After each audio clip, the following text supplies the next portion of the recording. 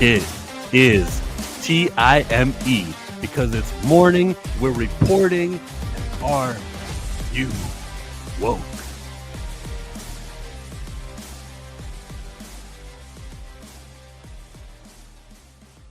Say that again. My fault. It's early. What's up, everybody? Thank you guys. Appreciate you guys coming back once again. And I think we have officially, with this Friday, completed once this Friday's over, completed a full 4 months, full month. Like I said, it's early, full month of the morning report. And we appreciate every single one of you guys coming in, hanging out with us for this month. So we do have some things today that we can get into. Not much. It's kind of slow Friday. But we can get into some things with you guys and hang out a little bit, chat. More reason to write words in the chat so we can read. Yes. See? Yes. Yeah, so we'll get into some things with you guys, hang out, like I said, on this beautiful, thank God it's Friday. Thank God it's Friday. TGIF. Yeah. Joining is Junior Network, Iconic, Torian, Profess the Film. And Junior says, "What's up, Torian?" You know what, Darius? When people say hi and hello to each other in the chat, and it's got nothing to do with what the YouTubers are talking about, there are some spaces where that's welcome. There are some. I don't know how I feel about it though. Like, I'm over here trying to like engage with like what's going on. And here comes Junior. Hey you, hi everyone. You know, I love it. I love it. Like it? I do, because it's a built community. They're all friends, and it's great. Feel welcome to say hello to everyone. I love it.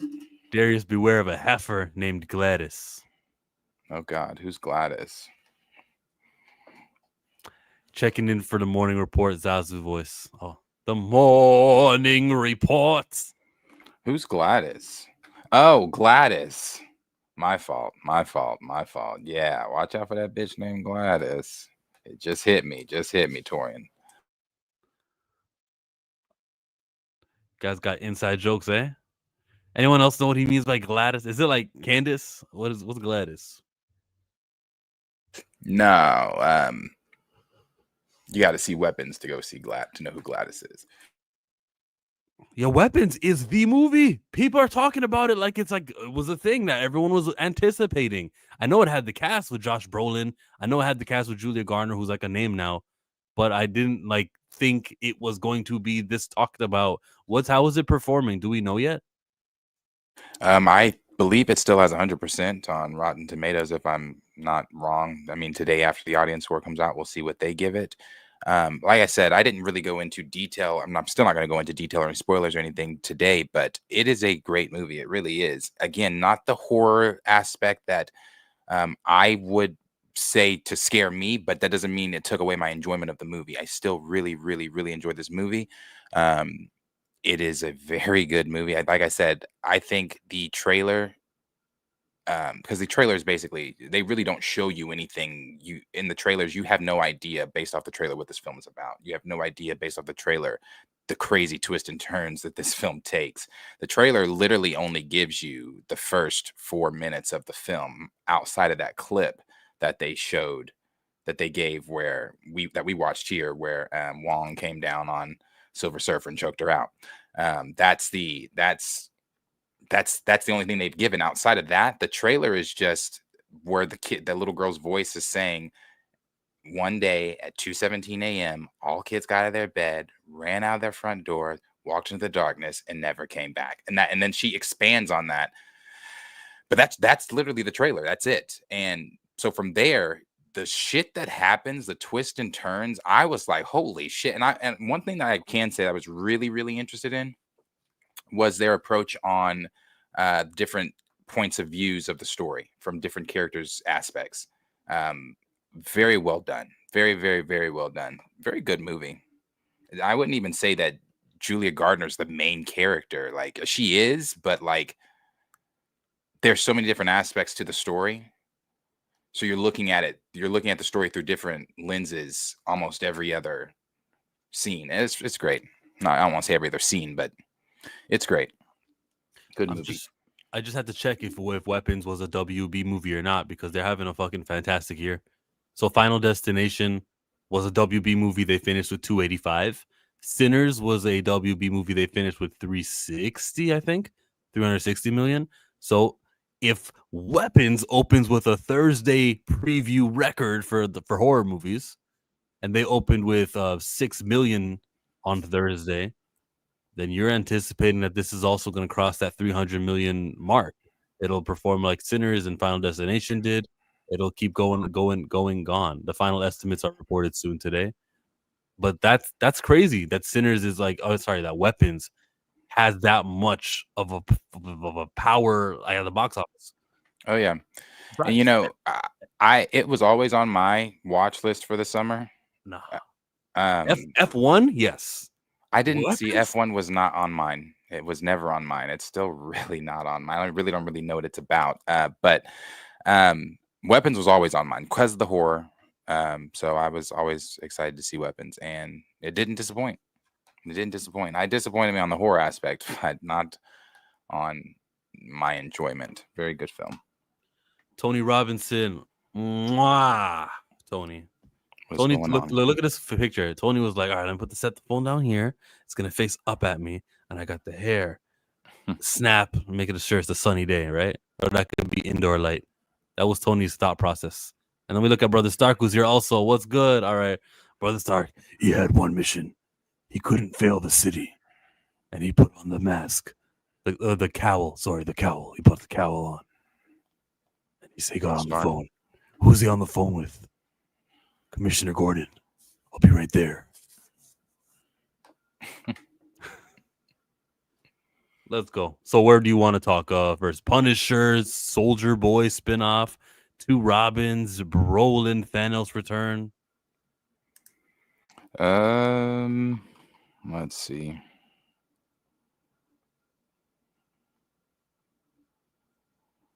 Do you believe in aliens? I don't not believe in aliens. I'm open. Yeah. I feel like you have to believe in them. Like, well, I don't feel like you have to believe in them, but I feel like you have to question the fact of if there's anything else out there. I mean, in our galaxy, we are the only, Milky Way, and there's so many other galaxies outside the Milky Way. All the evidence and things. The only reason I bring that up is because that professor is warning us that they're coming. Like Reed said in the trailer, I reached out the bounds of space and time, and they heard me. Well, we reached out, and I guess they heard what this professor is saying. They're coming. They're going to be here by November, he says. Oh, are they fourth dimensional beings? I don't know, but I want to let them know. I believe, what is the White House address? 1616 Pennsylvania Ave.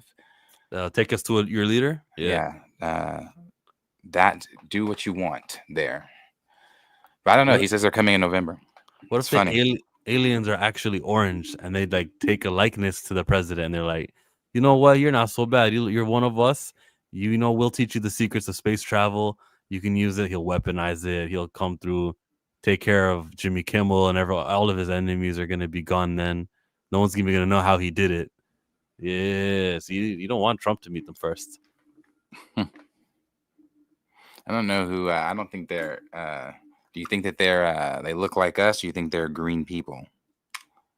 I don't think they're green people. I think that's just like a movie trope.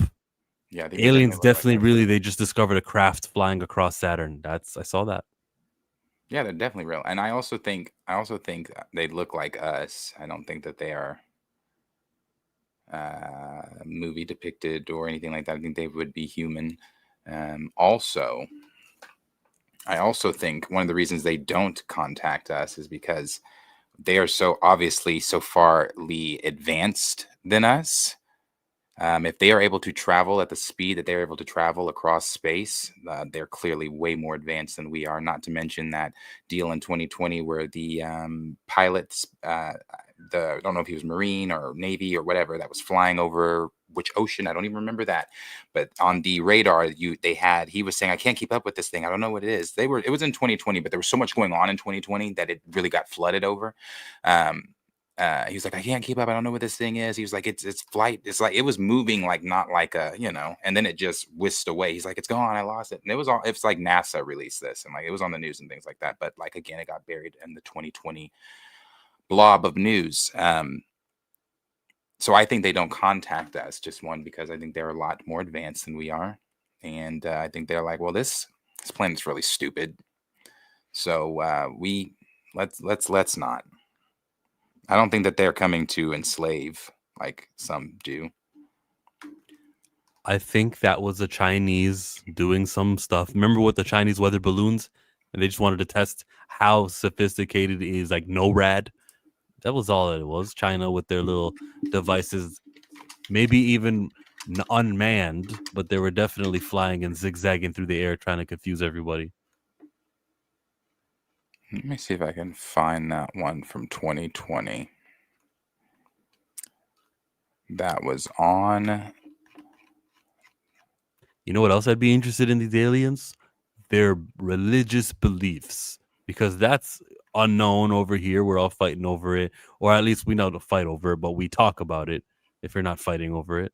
But there's definitely been wars fought over religions. Now, what do they believe in? Are they like, oh, no, Muslims got it right. No, Hindu. Like, that would be interesting to see them go, oh, you guys believe in that belief? No.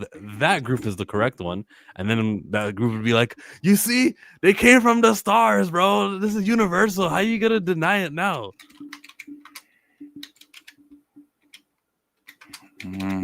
People are gonna say, nah, my mom and dad believed this way, and that's our faith. See, that's what's interesting. What is their ideology? I think this is it. I believe I have found it.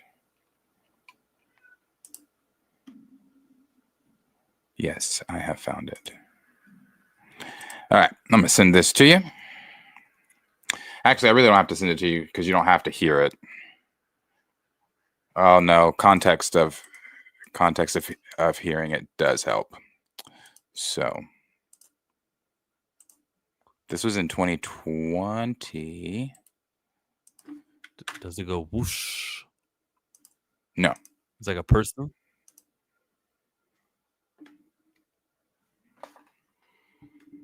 No. Check that link.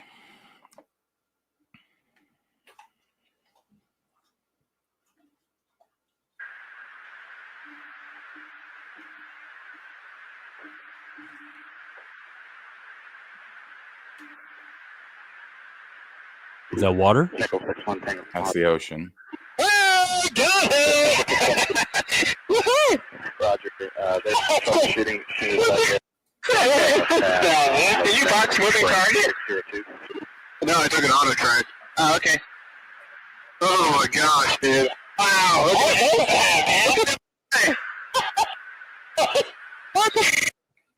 Why are they happy? What the fuck? This one. Okay, do this one. The shit.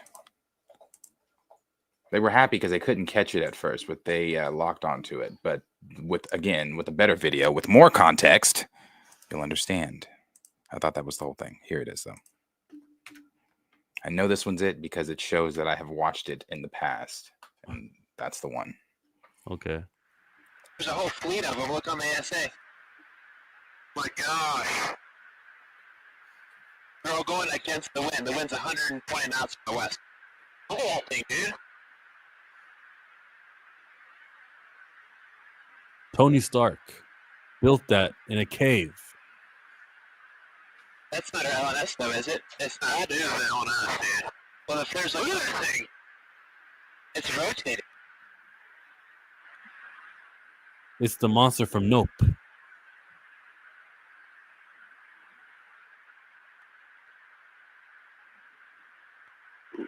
Nickel 6-1 Tango, Logic, oh, got it! Woohoo! Roger, they're shooting. Did you box moving target? No, I took an auto track. Oh, okay. Oh my gosh, dude. Wow, look at it fly! So they're thinking it's friendly if they're laughing like that. I mean, well, it didn't attack.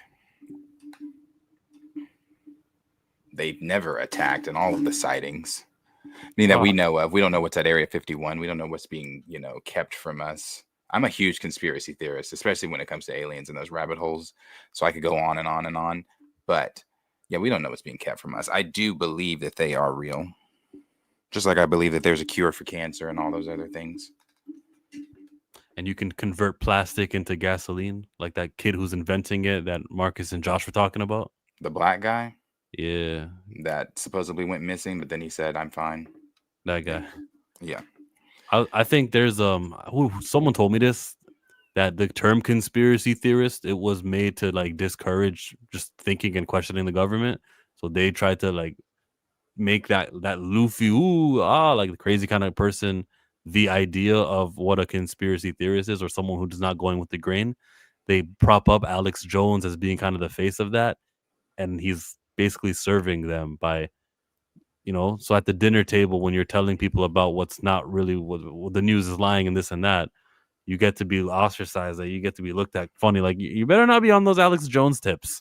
Yeah, it's a thing. So you gotta ask questions always and be distrusting of people, especially when profit is in the equation, and how you can shut somebody up, how you can incentivize them to continue hurting you.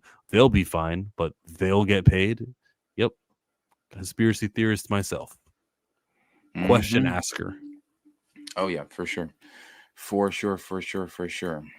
If we can make a tool that advances the species without then turning it into a weapon, they may consider us. Yeah, did you remember when you watched Oppenheimer? They were talking about how they got the atom to split and they did the thing. Every physicist in the world is thinking about this. A bomb. That's two Christopher Nolan movies. Interstellar with the 40 dimension. And then I talked about Oppenheimer. See that man or that man? Yeah. Yeah, we could. Like I said, I could go on and on and on. Like Lauren said, Area 51 exists for a reason. They're not. Have they contacted them? Have they spoken with them? I'm sure. I want to hear. I'm curious as fuck. Like, what do they sound like? Do they sound like us? Do they look like us? Like, what is their thought process? Like, what do they, like you said, do they have religion? Do they have a king? Do they have a ruler? Is it like, what is it? Like, is it a utopian style place? Is it like ours? What planet do they come from? What sector in space? What galaxy do they come? Like, bro, questions. So many questions. They're real. They're definitely real. They may even walk among us. They might have sleeper agents. We don't know. But they're here. Well, we do that with the other countries. We have our spies and sleeper agents living amongst the population. Yes. Thank you, brother. I really do appreciate that. Appreciate it. Jill, I think I sent it to you. There's a link that I just sent. Did I send it to you? Before we get into the topics, this is something I wanted to bring up too. Since we want to promote positive Black films, this is a positive Black film. This was filmed here in Oklahoma. I believe it was filmed in Okmulgee, I believe. It's about Sarah Rector, who is, surprise, on my family tree here in Oklahoma. If you've heard me tell that story, you know why. But she's actually a lot more closely related than some of the other famous people outside of Don Cheadle, who is like a third, fourth cousin, but she is like closely related as well. Sarah Rector was Oklahoma's first, I believe, millionaire. She was a millionaire at the age of 13 or 14. She was left money from how I've explained how all the tribes had to give money, blah, blah, blah. She came about that money in that way. And then, of course, oil was struck on her land. And then, boom, she became who she was. But the trailer will explain a little more.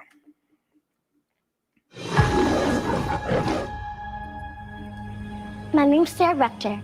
The state gave me 160 acres on account of my ancestors. And there's Olam. Well, how do you know that? God gave me the ears to hear it. Do you hear it, Blue? There's oceans down there. Nobody but you, Lord. I got oil on my land, and I'm looking for a partner to help me drill it out. Bertrand Byron Smith, at your service. I look for oil, and I drill for it. I was thinking 50-50. We should have our lawyers meet. That's my lawyer, the Texas handshake. There ain't nothing more binding. We're in Oklahoma. It goes double for Okies. Here we go. Nobody but you, Lord. Nobody but I wouldn't trust Zachary Levi. Hell This no. might be the end of the road. Dude, give him so easy. What's your guess? Is he gonna do the right thing? We shook hands. you may have to speak to him. I don't know what to say. God'll give you the words. We need money out of you. But how are we gonna get it? Hi, I'm Sarah, Bert's business partner. Has Bert properly presented our proposition, ma'am? You said y'all need to put in your $1,000. We need $2,000, and we need it today. It's a partnership. Got some real nice mud here. Hoping you might test it first. I've never seen anything like it. That field you're sitting on could be the richest in all of Oklahoma. When I'm unseen, Lord. I'll give you $20 an acre. I ain't selling. You want a war? You told me things about my soul. Ain't nobody ever done that for me. Ain't nobody ever cared. Lord, be true, Lord. We're dealing with some mighty devious folks over there. Then we need to fight for what's ours. Is that why I see dynamite? That's my oil! No, it ain't! I would not do that if I was you. You took the liberty of wiring up your wells just in case you wanted to do something foolish. It's funny. When the land had only weeds and lizards, it was all mine. But when people found out there's oil lines, they started thinking it's theirs. All I'm asking is to keep what's mine. Her name is Sarah Rector, and you're going to be hearing a lot about her. You know, I've grown kind of fond of the kid. That's called a knight. It can hop over your pieces. That's right. Look at you. You're learning. Just want to make sure before I take her clean. Really? Nobody but you. Yep, Sarah Rector. She was born in 1903, Oklahoma.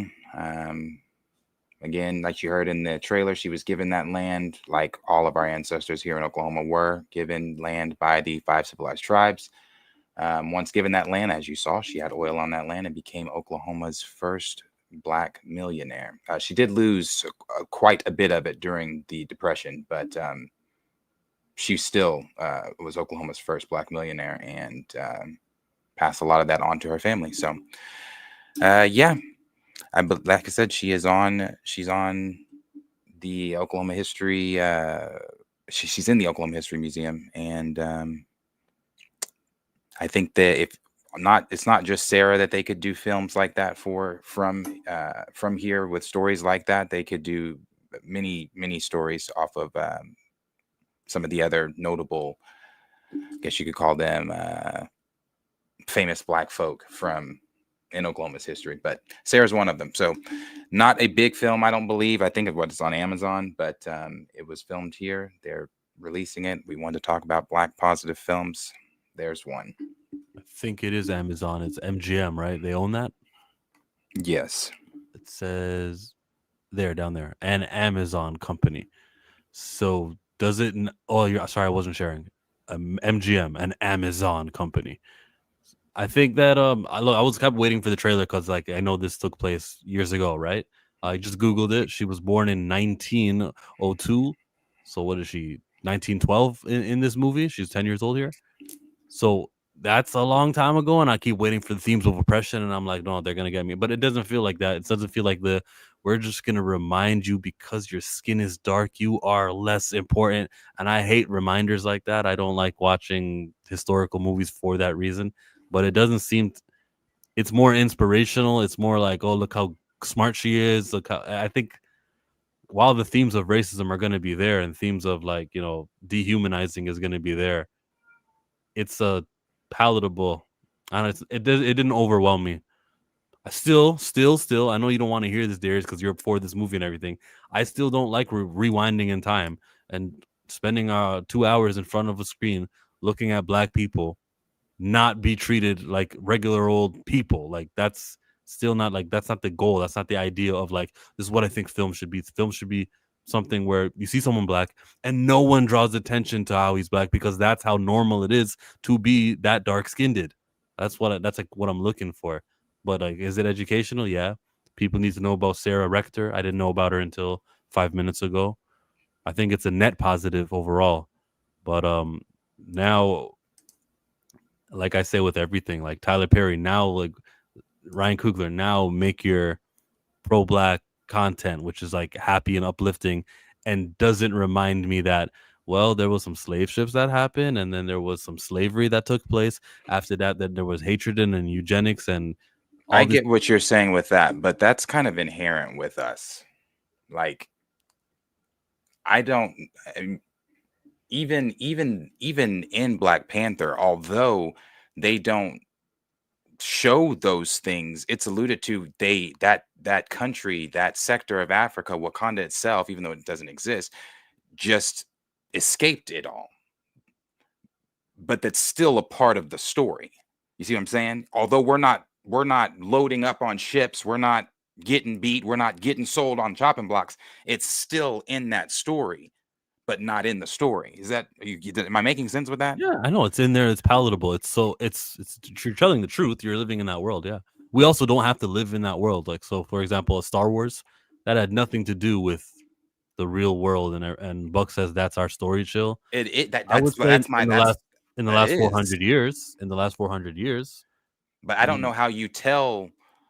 Well, I don't want to say like that unless it's fiction, but you know, some of those stories, like, I'm not saying like 12 Years a Slave. I'm not popping on 12 Years a Slave every, when I'm just, I'm not popping on, films like that every now and or just for laughs and giggles and because I'm bored. But I feel like those films, again, are important. Like 12 Years a Slave is an important film. It does not show, us maybe in the light that we want to be shown in. It doesn't. Some of those scenes are hard to watch when Patsy's getting beat, when the mistress is taking it out on Patsy and throwing stuff at her face. It's hard. That's just hard to watch. When Platt's getting, it's hard to watch. But at the end of the day, the story, the triumph, our stories, and where we've come from to where we are today. I mean, that's a part of our story. That's a part of who we are as a people. It's part of our history. Where we come from is again like what I'm trying to say in the last 400 years. But why don't we rewind to the Mansa Musa? Why don't we rewind to? Never mind. No, and I agree with that. I mean, we were kings, queens, pharaohs. I mean, there's lots of different ways that you could show us and depict. I agree with that. I'm not saying that you're wrong in that. I mean, I do agree that you could take us back to showing how, great some of the African kingdoms were and some of the African nations were and things like that before colonization. I agree. I'm not saying that you're wrong. So yeah, no, and I'm not saying this is bad, and I'm not saying that this isn't historically important and valuable. I'm just stepping back and looking at MGM. You guys did a great job here, right? All right, now MGM needs to go ahead and make a black-led movie. Use the same little actress because it looks like she's got talent, and make her like this cool character that we can, enjoy from historically or in the current or in the future or in a world that doesn't exist right now, because we can do that in the movies. We do it with white people all the time. No, and I agree, and especially what Lawrence just said there. They don't want to make those kind of movies, i.e., the Black Panther. I've said this, and people can say, "Oh, you're being whatever." I've been saying this since 2020, 2022. I'm going to continue to say it. My thought that the reason that they don't recast T'Challa is because of the image that it sets. It's not so much that they want to, because I've never believed we want to honor Chadwick Boseman and that's important and blah, blah, blah. I've never believed any of that stuff because their actions since 2020 saying that have not reflected those words.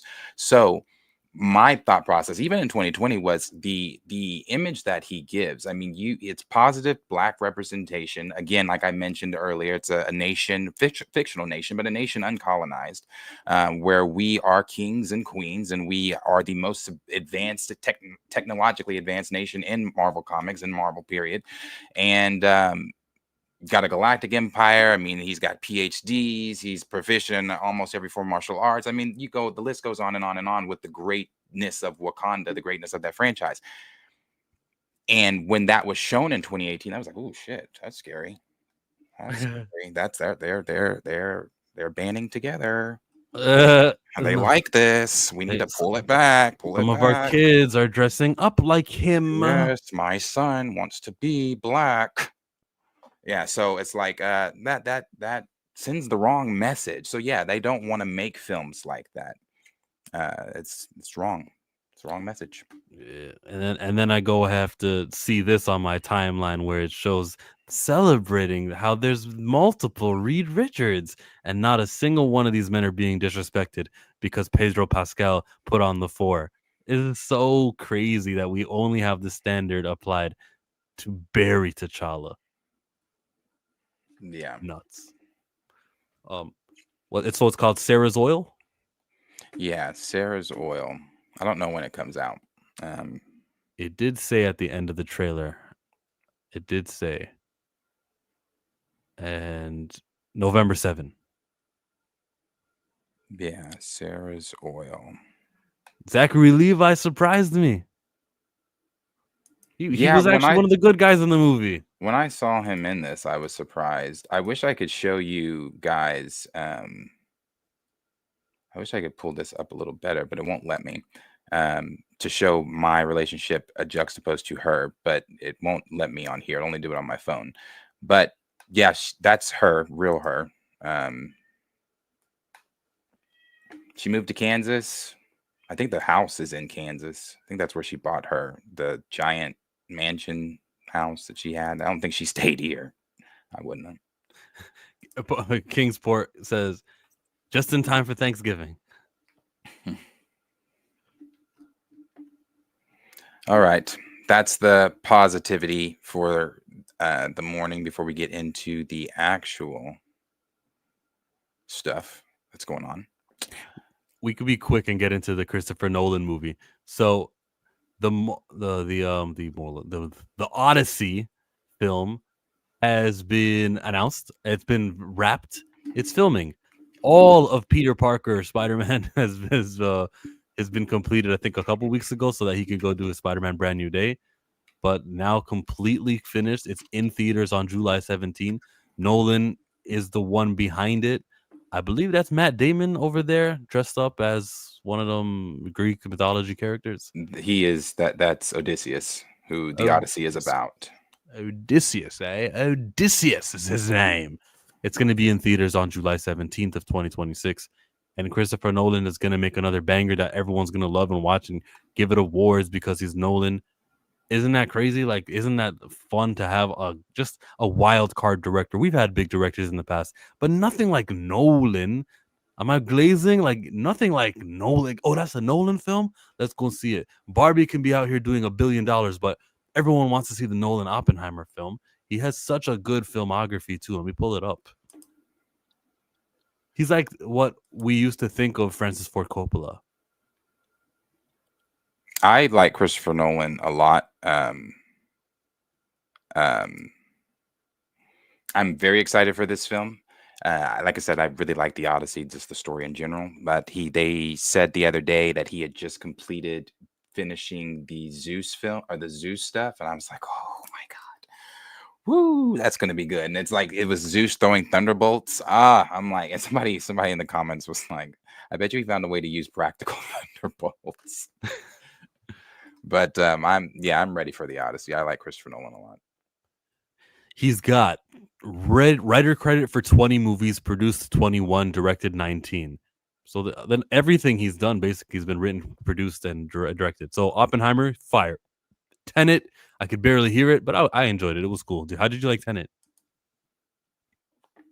Haven't seen it. Did you see Dunkirk? Nope. Is I he saw Dunkirk? Oppenheimer. I saw Interstellar. Obviously, Man of Steel. Interstellar, I think, is like one of the greatest. I don't know if you can say that there's 10 movies better than Interstellar. So good. Yeah, Interstellar is amazing.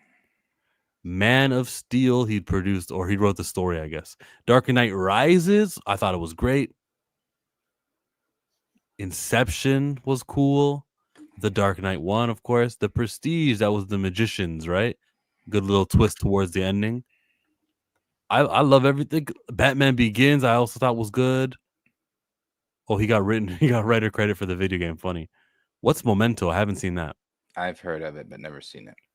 That was his early work. That was his 2000s work. He blew up at Batman. I didn't see Following or Doodlebug either. I'm sure they're good. Has anyone seen these? Tarantula, Larceny? Let us know how you feel about these. Yeah, he's got a great filmography from all of the great films he's got on there. Like I said, Interstellar, though, that's the one. Interstellar's great. But on the Odyssey, for those that have not seen or don't know anything about the Odyssey, just to give you a quick idea. Oh, you're not going to get to still. Why is it doing that? Oh, you're still not going to get to hear it, but you'll see stuff like the. But yeah, the original is on YouTube. You can listen to the audio on YouTube book, I believe, as well. Oh, that's interesting. Memento is his best work. Memento is his best, like word for word. You guys are basically saying the same thing. Memento is an excellent movie. Memento tops them all. Y'all slipping. Memento put him on for real. All right, I'm sorry. Memento, it is. Like the 2000 movie, I guess, is what got him the Batman with Guy Pearce. Lenny! I guess I've already told you about my condition. Oh, well, only every time I see you. You don't remember where you've been or what you've just done. No, I can't make new memories. It's like waking. It's like you just woke up. When you find this guy, what are you gonna do? I'm gonna kill him. Maybe I can help you find him. Are you sure you want this? My wife deserves vengeance. Do not trust her. She's going to use you to protect herself. I think someone's been trying to get me to kill the wrong guy. You can question everything. You can never know anything for sure. Teddy, don't believe his lies. You wander around playing detective. Well, maybe you should start investigating yourself. Who did this to you? You did. I want my life back! Why are you asking me? I can't remember what I've done. I have no short-term memory. Since my injury, I can't make new memories.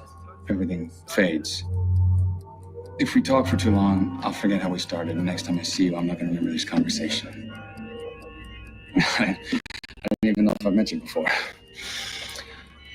I've told you this before, haven't I? Very early 2000s trailer. Yeah, I'll just believe everyone in the movie was good, but that didn't really like hook me. Cal says it's the best revenge story ever. You got to watch the movie. The trailer tells you nothing. L trailer, but actually a good movie. I believe you. What's up, Cornelius? Hey, Christopher Nolan. Round of applause for his body of work and for like the jobs and everything he's been doing. Good job, Christopher Nolan. We shift over to another news item. And we go to The Punisher, the John Bernthal. We're reading off of comicbook.com. And it says here, The Punisher stars John Bernthal gives impassioned speech as special presentation wraps impossible shoot. I wasn't aware that they were doing the special presentation right now. So good. We should expect that next year then. Filming has now officially wrapped on Marvel Studios' The Punisher, and a video featuring star John Bernthal giving a speech to his cast and crew has been shared online. Can I just skip to the video? Here. I really believe with heart and belief and teamwork and love the impossible really is possible. And this motherfucker was impossible. But we really fucking did it. We really fucking did it. And this street right here has been magic to us. Because of this man right here, and because this person right here, and this person right here, and this motherfucker right here, and that motherfucker right here, like everybody gave their all here.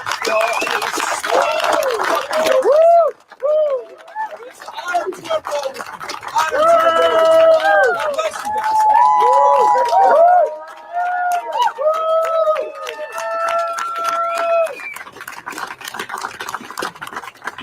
Well, I like John Bernthal. I like the Punisher. I do. I'm ready to see him in Spider-Man. I'm ready to see him in the special as well. I think the special is probably going to be some of their best work because John Bernthal is involved and because he has a standard that he set to playing the Punisher if he came back. However, Brother Stark beat me to it in the comments. How nice it must be to sit there and call something impossible when we all looked at Blade as damn near possible, but Marvel made it seem like it was impossible. And you're sitting here talking about this motherfucker's damn near impossible. I'm assuming because it was rated R and because of the terms on him coming back and the conditions of him playing the character, X, Y, and Z, whatever. But again, how nice it must be to sit and have a presentation that wasn't announced in 2019, that was announced way after 2019, and it was put on the table, presented to you, and then you said, boom, let's do this thing.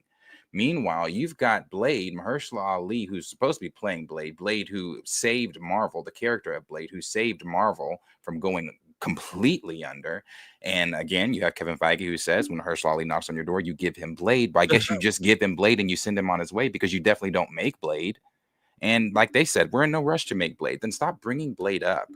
So again, I'm excited for the presentation. This is not me saying, oh, fuck John Bernthal for the presentation. No, it's just I'm just saying it must be nice to be white and get your, it's just like that YouTube video that I lost, but you shared the last time where they were like, look at this, and outside the movie theater looking at the Black Panther poster. They're like, this is what it must feel like to be represented, to have representation and things like that. Yeah, it must be nice. So poor Mahershala Ali, but yay, I'll be watching the presentation. You're talking about this video. It's short. Where's the volume? Come on, YouTube. Where's the volume? I can't find the audio. There it is. That we have come to. So we sitting here looking at this dope ass Black Panther poster, and the conclusion that we have come to is that this is what white people get to feel all the time. All the time. All the time. Since the beginning of cinema, All the time. you get to feel empowered like this and represented. This is what y'all feel like all the time. I would love this country too. I would love this country. So we sitting here looking at this dope ass Black Panther. I don't think white people look at that and feel it all the time. I think it's just so normal that it's the norm for them. They don't not feel like, it. oh, I feel empowered. Like you would have to be deprived of it to feel empowered. So no lies told. I think they were joking. I don't think it's accurate to say that. I just want to, I don't want to be like, oh, there's race baiters on YouTube. I don't think it's like that. That's funny. Pam Entertainment TV, she says, Feige uses Blade like the Democrats use hope and reparations.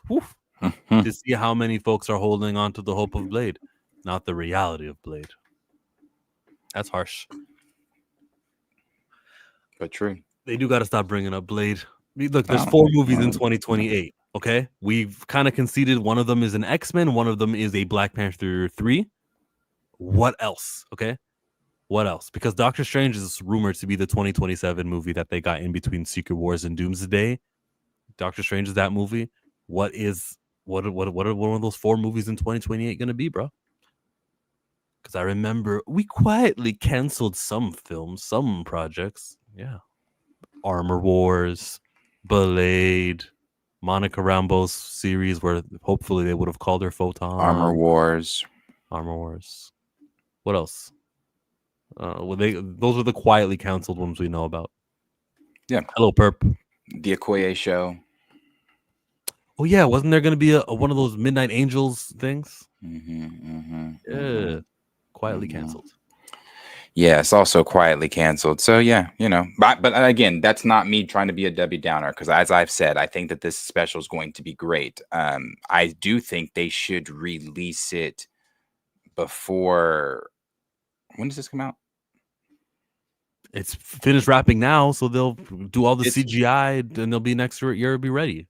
Yeah, I think it's after. I think it comes after Brand New Day. I don't think it comes out before Brand New Day.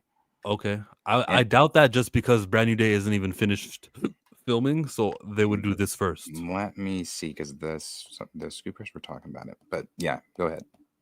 I thought that was my point. Like, you wouldn't do something like that, but it's Marvel, and who knows what they do. Regardless, though, I think we actually heard Kevin Feige tell us this won't be attached to that. This will be rated R, and this will be crazy. And Daredevil, we see him rated R setting, and then you'll see him in a new setting, and it'll be a whole different tone in Spider-Man Brand New Day, because that's a PG-13 movie. So I'm not expecting it to matter that one happens before the other, a la Secret Invasion, and how Nick Fury did not mention any Skrulls when he was talking to Captain Marvel in the sequel. That's what it was. Not so much that it's coming out before, but that they should, and I agree with this, that they should turn this into a theatrical release and release it after Brand New Day. Do you know the legs it would have after Brand New Day? With him showing up, and then you preview this. You can do it even the way you did Doctor Strange Multiverse of Madness at the end of No Way Home. You show the trailer for this at the end of it, and that leads people, hey, this is the next thing, and it's the Punisher, and look how this is starkly different from what you just watched him in here, but he was here, carry it over here. I think that's a good idea. I think they should release it after, but TV special. Sure. I think, wait, you're onto something. It's a TV special. It's probably going to be 50 minutes long, and that'll be that. But if you can sell movie tickets like early access, you get a week before it runs down on Disney Plus, you can buy this special. It'll only be available on Monday. You can make a few $1 million off of that. I'm looking for the length. It doesn't tell me the length of this bunch of pictures. Okay. His speech reminded me of, if you guys remember Beyond the Mat with Paul Heyman, this is the dance right before the ECW pay-per-view. It reminded me of that speech to all the wrestling heads, where he's just pumping everyone up.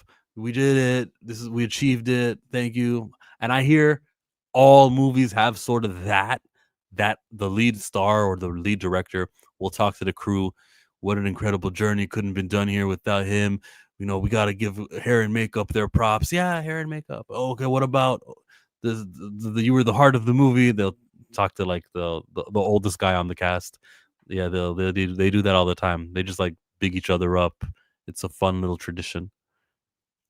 What do y'all want to sit through 30 minutes? Michael Nemo says Darius was muted. Sorry, was I speaking over you?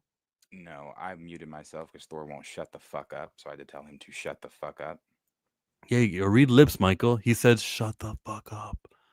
Cecil says, Feige fears them vampire streets. For Blade? Sure. Yeah. Yeah, so. But that's the Bernthal stuff. I mean, they're done. He should be going right over to Brand New Day now. And the special does come out next year. Yep. And this will be their second special since the Halloween one. Werewolf by Night. Yes. Something must have worked then, right? If they're doing another one, it must be something that they're happy about. I would say they should have been happy with Werewolf by Night. I mean, I don't know what the numbers or returning value was for Werewolf by Night, but I thought it was one of the better things they came out with during that time.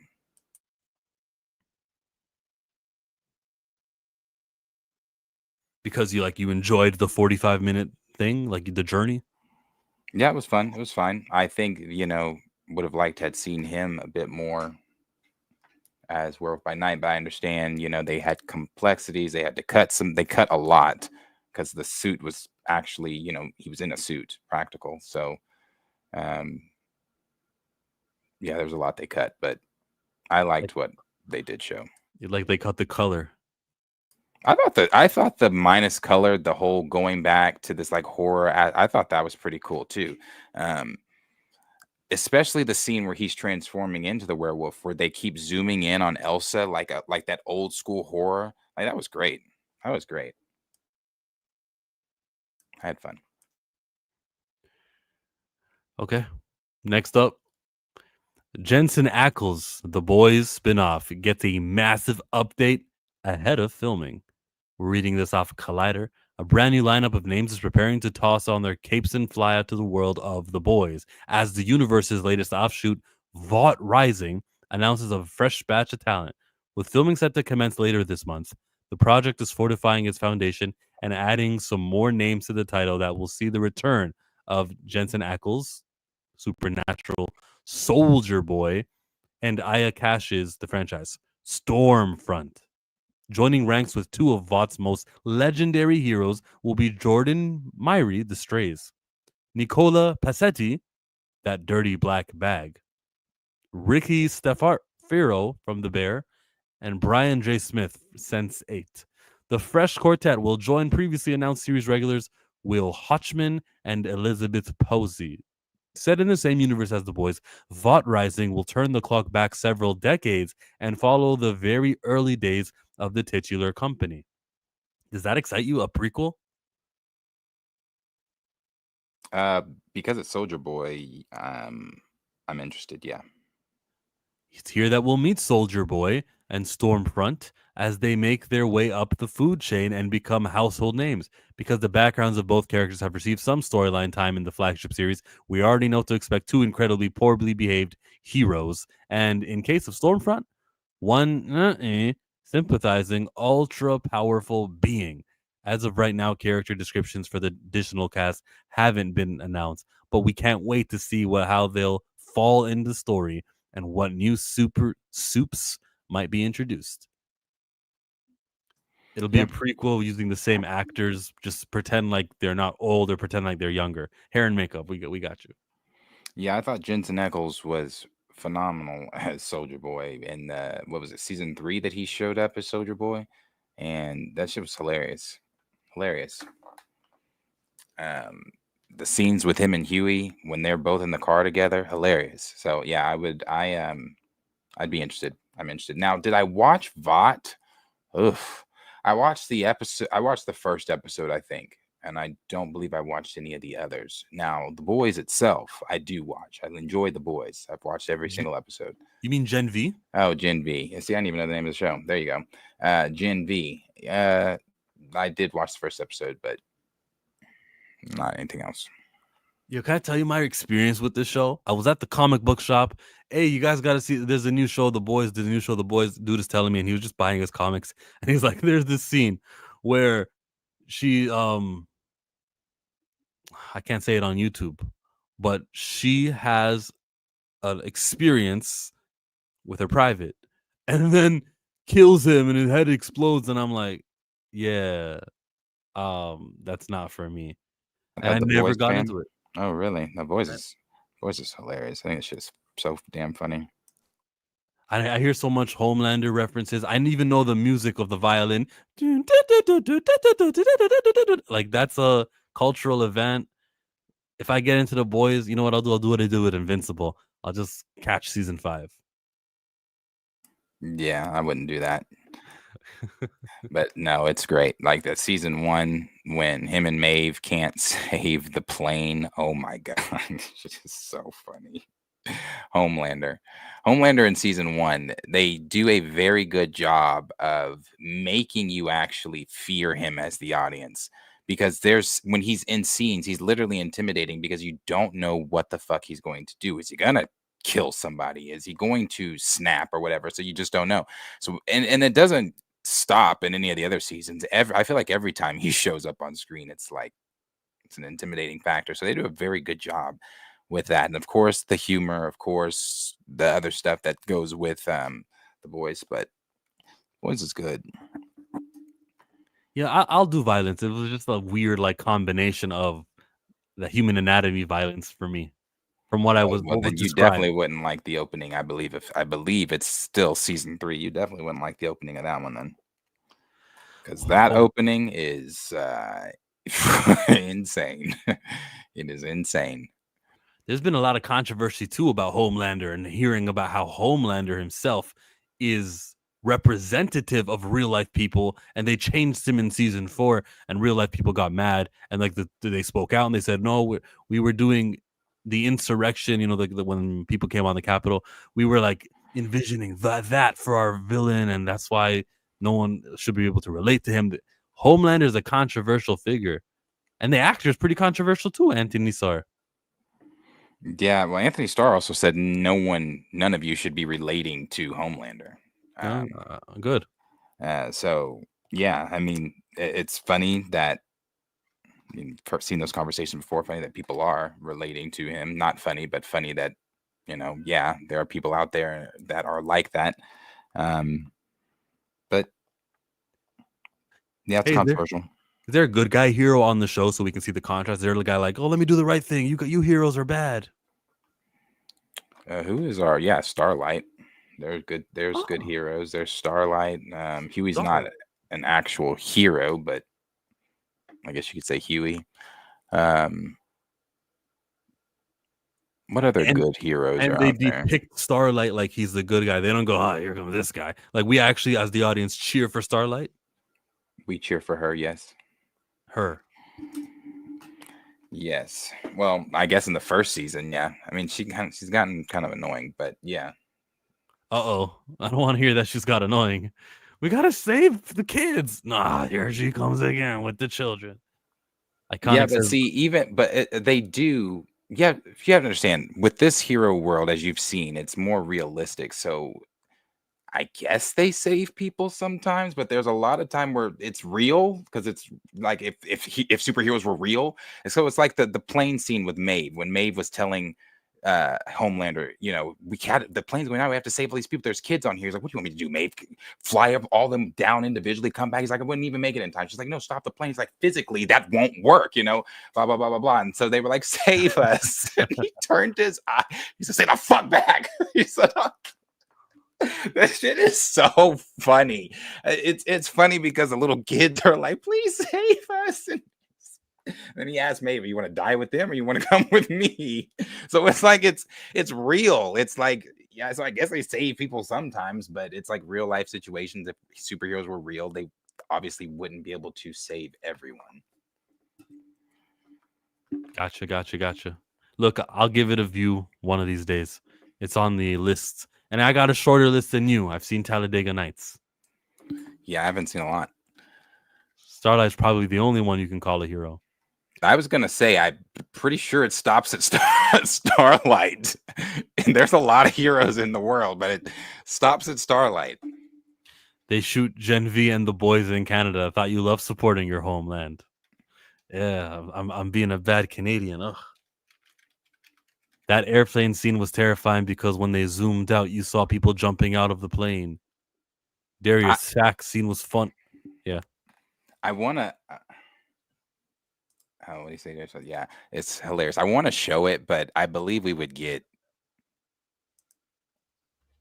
knocked for it. Mm-hmm.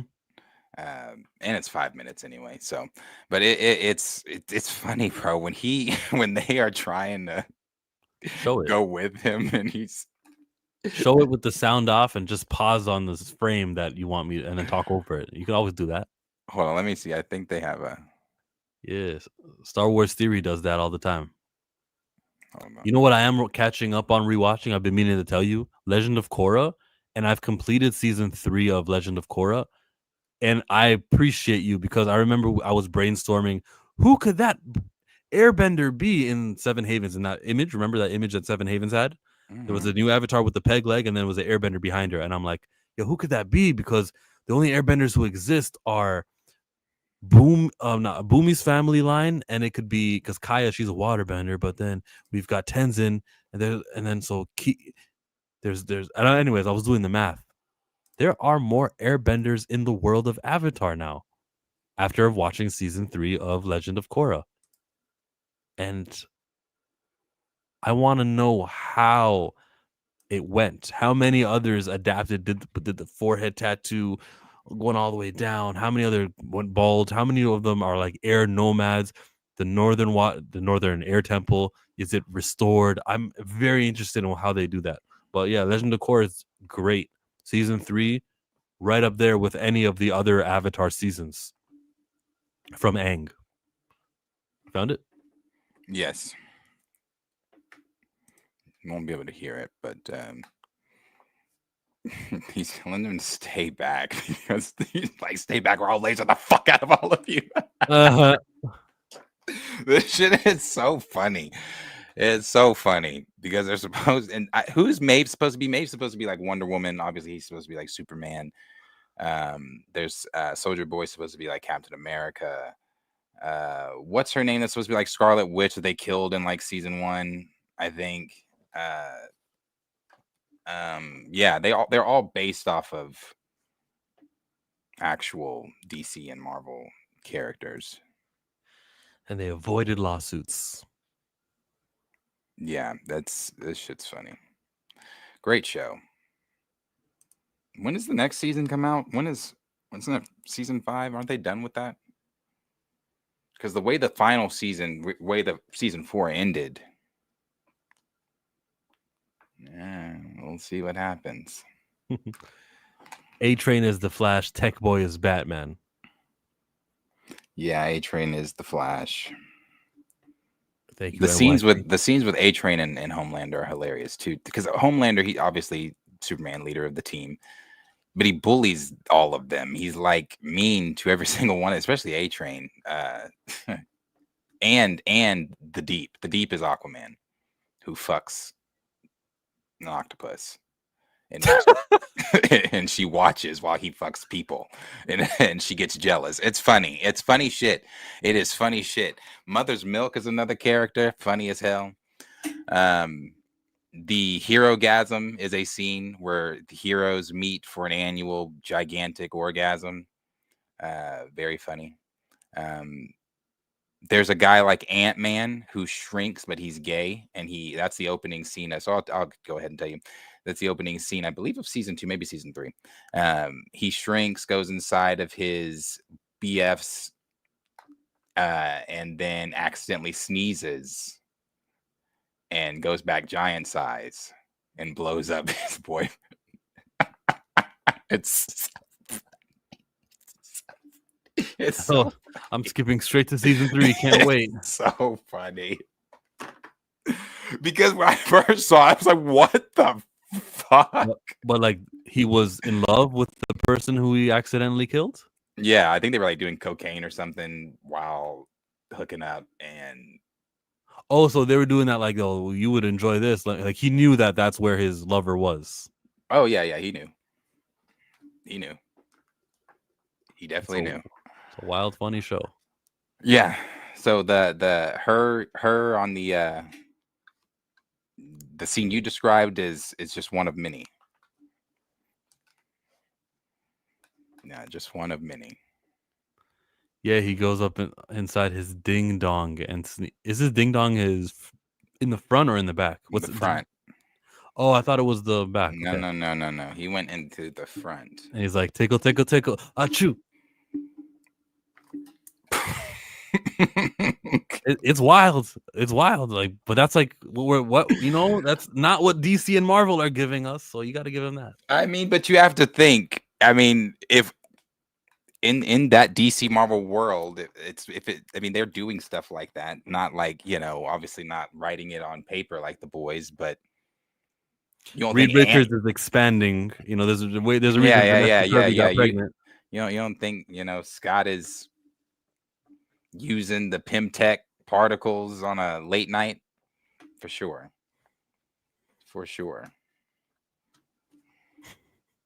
You don't go to a doctor for an implant. You go to Pim for a Pim plant. For sure. Yo, I should write season 6. You trust me, boys. Yeah, save us, Michael Nemo. Save us. Homeboy, man up. I'm a real get money, baller, stand up. You see it with the kid. You know what it is. Why you so obsessed with me? That's a diss track, and no one gives it credit like it's a diss track. Michael Nemo, $5. The Boys is a common trope where if you make advanced humans, you increase everything. So they get powers and more ego and lust and hunger for power. Yeah. It only, like, what did Captain America's doctor say? Dr. Erskine said, it only will enhance the man when you get to the powers. It will make you more. They say the same with money. Money doesn't change you. Money just shows you who you really were.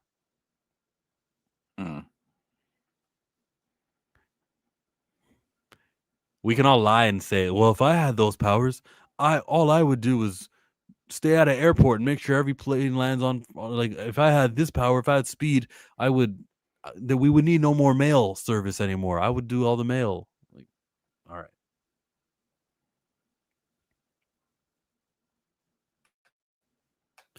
That's that. Next up, we gotta jump over to the world of. It's not sharing. It's not sharing your screen. Here we are. Comicbookmovie.com. Josh Brolin talks possible Thanos return in Avengers Doomsday and why he doesn't regret saying no to lanterns. First of all, that headline. I know an actor who wants to get paid and what it sounds like when they want to get paid. That's all that was. You know, he's not no. I'm attached to the Thanos character. I'm attached to the lanterns thing. Let me hear his answer on that. But the Thanos thing, it's a paycheck. I wouldn't say that. He has stated in the past his love of this character, even before Doomsday was even announced. Thanos is dead, says Right Sound. Thanos in the MCU, but after Doomworld, Battle World, after Battle World, there could be 10 Thanoses that are alive in that area. Depends how they adapt this new, like, after Doomsday. It depends what they do with it. Man, here's the thing. I don't know. I keep saying this every time we talk about Doomsday. I don't even want to say Doomsday. I don't think he'll be in Doomsday. If he is in Doomsday, I'll be shocked. I believe the scoops and things have said Secret Wars, but I don't know why that's a shock. Why is that a shock to people when we say like Thanos or Reed Richards or some of these other, or Franklin are gonna? Why is that a shock? It's Secret Wars. These are characters that have to be there in order for this story to make sense. And if they're telling it the way that we all think that they're supposedly telling it, like Thanos has to be there. So dead or not, he'll be back from another universe somewhere. We've already seen 3 different Thanoses. We saw, well, not 3 different, the same Thanos. One was just from the past, but we've seen 2 different ones. One that the 838 killed. Yeah.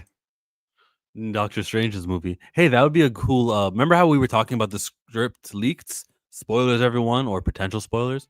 At the end of the movie, Doctor Strange is up on the cliff and he looks down and he's like, "Oh, this is Battle World." Like, that was the end of the movie. What if he's there with Thanos because, like, he makes an acquaintance of him, and that could be the what? Strange is teaming with Thanos. I was suggesting last week about what about if it was Beta Ray Bill or Nova, and you rightfully told me that they're not really those big of a character. What if it was Logan? What if it was Black Panther? What if it was Thanos? That would be something to intrigue the audience. So let's keep going on with this one though. Okay. Josh Brolin first played Thanos in Guardians Galaxy and later took center in Avengers Infinity War. Being snapped out of existence by Iron Man was where Thanos' story ended, though What If showed us that he still has plenty of variants scattered through the multiverse. We'll meet King Thanos as part of an upcoming Disneyland ride, but what about Doomsday and Secret Wars? Talking to Josh Horowitz, Josh Brolin reflected. There's a level of absurdity that I enjoy so much. I've said it a million times, but it goes back to Black Box Theater, where you have no money and you're pretending that this thing is a gun. If you have enough conviction, people will actually start to think it's a gun. There was a level of that in Avengers. They were afraid it was going to get out, so they would give us a phony scene and they'd give us the real scene when we'd get there, which to me is hell. I can't prep. I'm thinking about the lines and all this stuff, but it all worked out. That was supposed to be a cameo when it was first brought to me. I was doing the Everest movie in London, and they brought me this huge Bible, and it was just like this little thing, and I'd be in it for 10 minutes. They changed it. It turned into this whole thing. Deadpool 2, I was glad it was one experience. The Thanos thing, if they called me in London right now and said, let's do this, I'd be like, I'll be there tomorrow.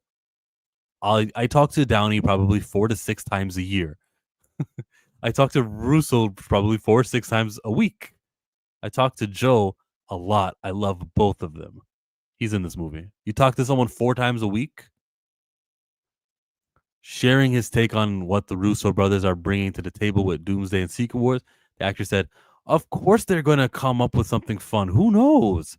That was a 10-year in the build kind of thing. And that was when its own bookended deal. I don't know what they're going to do, but I'm sure it will be interesting. I think they do that very well."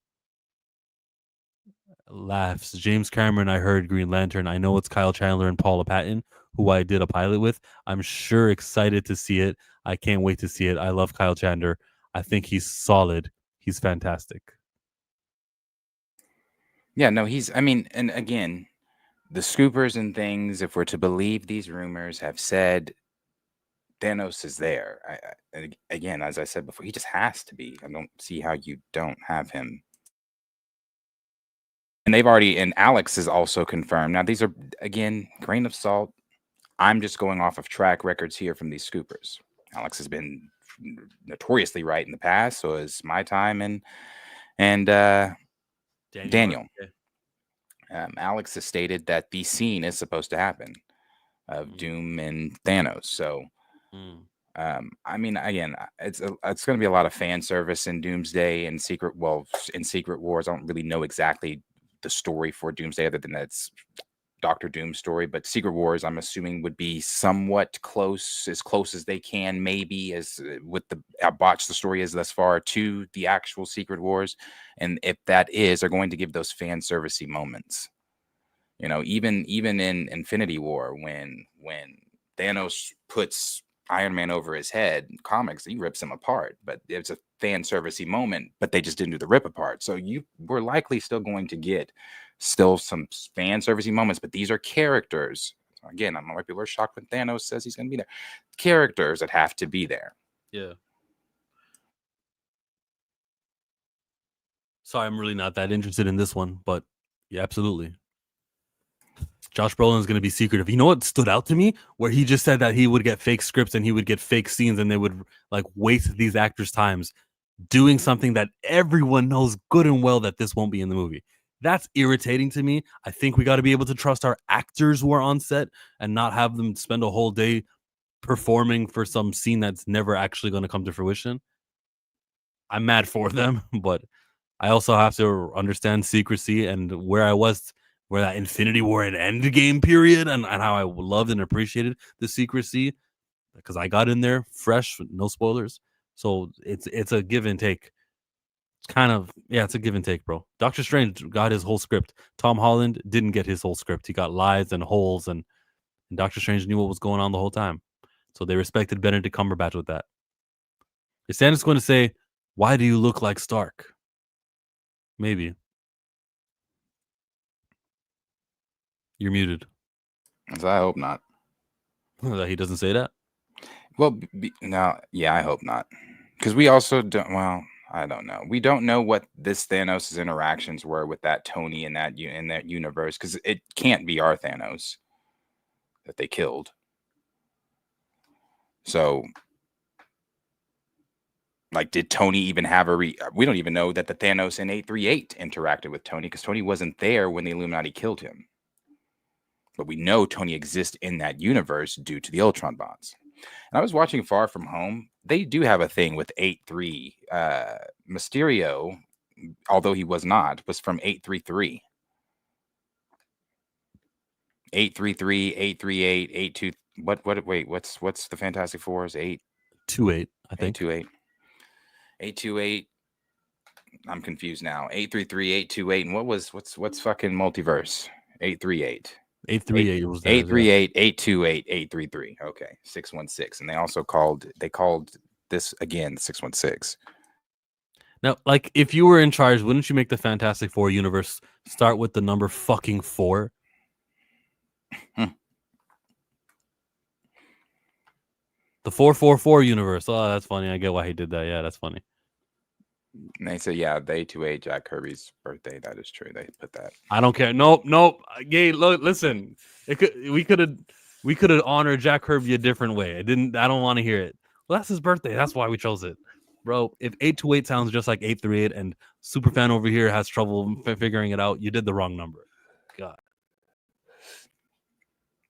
I was trying to figure it out because you got 833, 828, 838, then just randomly 616 or 99999, which I believe it's 99999.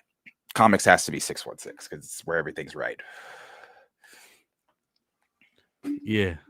He said that's too on the nose. What, the 4 thing? A little too on the nose? Then fine. It could be Stanley's birthday, whatever his month was. Yeah. Comics is 616. What flavor is this? It is fuck, what is this? It's like apple something. I don't know. Apple strawberry something. Or strawberry watermelon, maybe. Am I mixing those up? It's a fruit. I know that.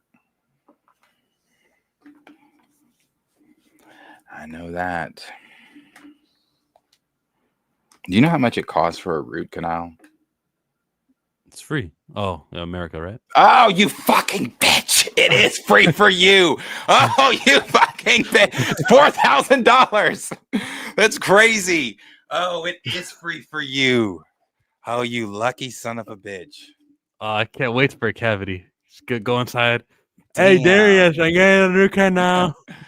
Damn. Yeah, no, I have to have a fucking the thing is I can either get this tooth pulled or, which I wouldn't be opposed to, because so I have all my teeth. I didn't have to get my wisdom teeth pulled. They fit comfortably in my mouth. But for this stupid fucking root canal, my dentist is saying, well, we might have to pull those 2 back teeth because they're so close to this one in order for me to do the root canal. She's like, or we can pull that one too. Or she's like, well, we can just pull that one and leave those 2. I don't want to pull this one because it's up here. So when I smile, well, it's just going to be no. Sticky. You know what would be great though if we lose our baby teeth maybe around age 30 and then we got like a solid next 30 years in our adult life. We lose our baby teeth a little bit too early. If we just have a little bit longer with those and we can increase the longevity. Implants are expensive though. I worked for a dental laboratory before. You guys remember when I worked for the lab? Man, we would ship out stuff with car price tags on them, and I'd be like, holy shit, you're paying that for some teeth? Yeah, so I take care of my teeth, but this one, there was a cavity on it that got turned into a damn root canal. Got too damn deep. Perp. It's free in Canada, but you gotta wait 24 hours in line. Man, I'll wait that 24 hours over paying $4,000. Mike Jones got a universe at this point. Who?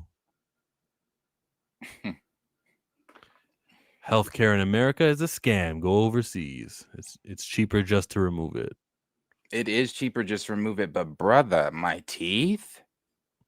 What? I have good teeth. I don't want them removed. What? Yeah. Like, it's already weird with this thing on it. The temporary filling or whatever. Because I have to get a crown put on it. That's why it's $4,000. So Gotcha. Back to this guy though, the Josh Brolin. Speaking to Josh Horowitz, I think Josh Horowitz is like top of the game. Like the way he gets his interviews right now, he's doing a great job. Brandon Davis is another kind of like interviewer guy who is trusted, who will ask them questions. There's like very few of them, so I just want to recognize them. Happy, sad, confused. Feels like he's always getting answers. Yeah, I like Josh. Does a good job. He does a good job. But he's not even the main Josh in the nerd sphere. Even when Brolin was talking in Weapons, it was just like there's a scene where it's his voice and they have the camera on Julia Gardner, and I'm just like, if Thanos ain't in that goddamn parent meeting, because he just sounds every time he's just Thanos. He's now Thanos. Sounds. And James Spader. I don't watch Blacklist, but it was on the other day, and I was like, Ultron? Yeah. They sound, they are forever those people. Y'all already do the 2 Robins story? Yep, you missed it. That was the first story we did. We did that one right off the bat. We were like, Brother Stark's going to ask about this, so we'll start with it. Okay, the Batman 2 script reportedly features Robin and is said to be a big swing for director Matt Reeves. Which Robin is this? Tim Drake? Should it not be Dick? That's the Tim Dick first. Is that Dick's outfit? Okay. It says image credit DC. No shit. Who drew it? Like, what comic book can I find it in? Like, you can't just say. I would assume it's going to be Dick and I would assume it's going to be Dick Grayson and Damon. Okay. Well, the 2 Robins obviously are his would be Dick Grayson, and we know that Brave and the Bold is Damon.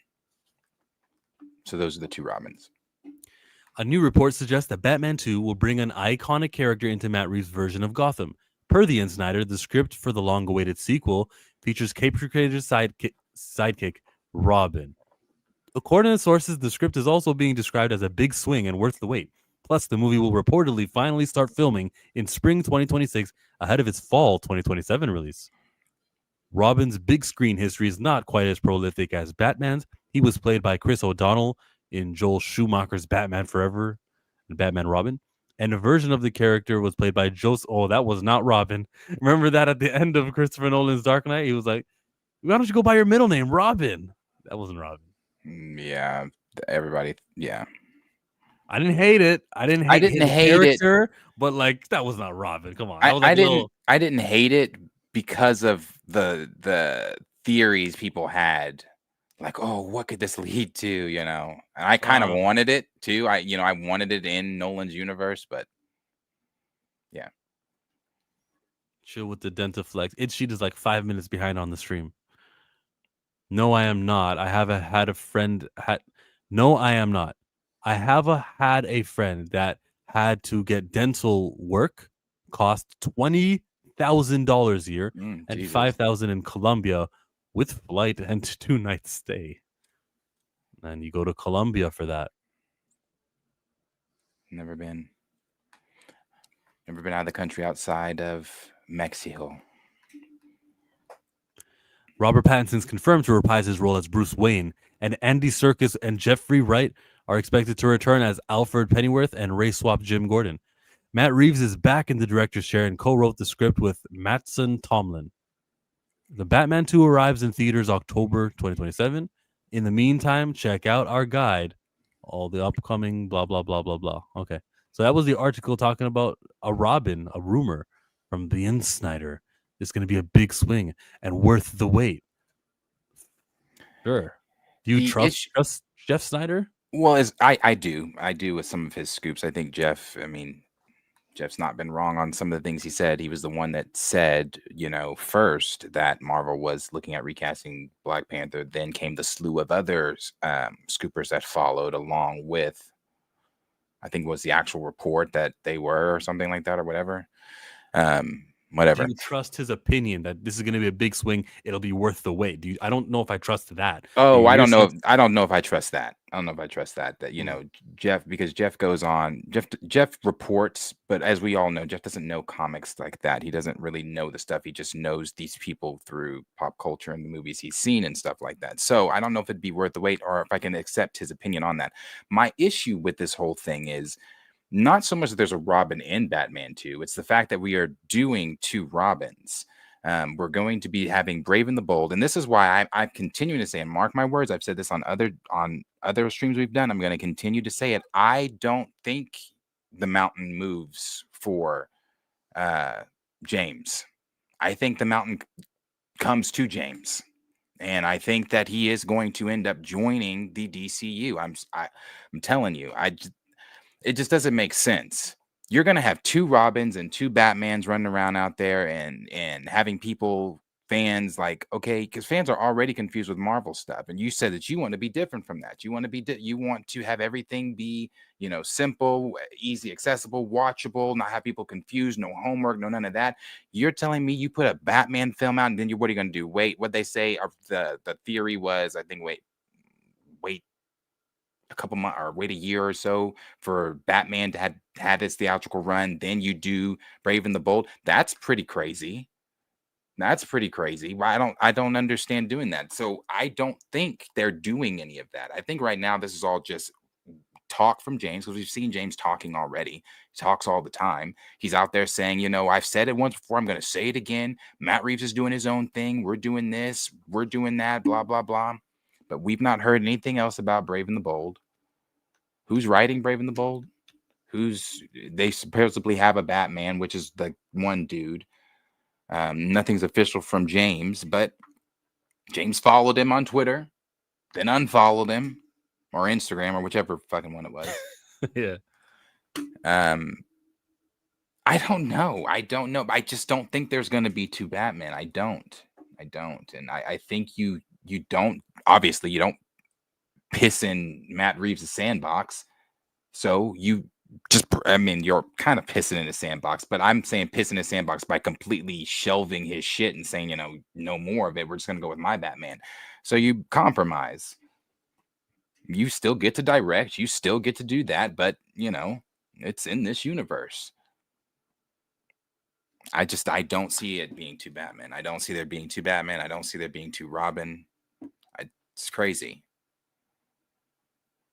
In a world where we can't even get T'Challa recasted, it's crazy. It always comes back to that recasting of T'Challa, doesn't it? It does. It always comes back to that. It always comes back to that, because we would have two different actors at the same time playing Batman. That'd be like, one night we might be watching Jimmy Kimmel and it's Pattinson. The next night it's another Batman, and they're talking two different shits about Batman. Are you that's a reality that could happen. Two different Robins running around. Like, it just doesn't make sense. It doesn't make sense. But then you got people online telling us, blah, blah, blah, blah, blah. There's reasons why they can't recast T'Challa and blah, blah, blah. But you just showed a picture of 5 Reeds. There's 3 Spider-Men currently. We're going to see them all on screen again together. Then we're going to have 2 Batmen and 2 Robins. I'm not saying, hey, that's kind of winning. But I'm also saying that's kind of crazy to have 2 Batmen and 2 Robins and then not have a recasted T'Challa at the same time. William Hurt died. Thunderbolt Ross came in. The hypocrisy is crazy. The T'Challa ban is like a thing. We're not imagining it. The longer this goes, the more we just look like we make sense. So don't give up. Don't quit. When it's recast T'Challa trending day, participate in the tweets. If you're a YouTuber or a content creator watching right now, talk about it, bro. They go in 2 different tones on the movies. I think, if I'm going off of what we know from Matt Reeves' first Batman and the Penguin, it's going to be starkly different from Gunn's Superman universe. Where was that one comment at? Oh, yeah. Mm-hmm. Brother Stark said, Andy Muschietti ain't even talked about Brave and the Bold since he did The Flash. Brave and the Bold is Batman Part 3. That, and what, didn't we just hear reports about Muschietti talking about doing a new film with Timothée Chalamet, some type of heist film? Oh. I'm telling you, the mountain comes to James. There's no Brave and the Bold. I'm telling you. I've been saying it. I'm telling you, it's not happening. It's not. There's no. He just hasn't said it yet. But the Batman 2, yeah, that script is reportedly worth the wait, because the wait is going to be James coming out saying, "Hey, Matt Reeves and I've got good news for you guys." Then Matt's gonna come on and fake a smile and, yeah, my Batman's gonna be in this universe now. Then we're all going to move on. But the Andy Muschietti thing, like he just said, that's true. And then, like we said yesterday, there are reports. Let me see if this is just reports or is this set in stone? Because if it's set in stone, then it's dead.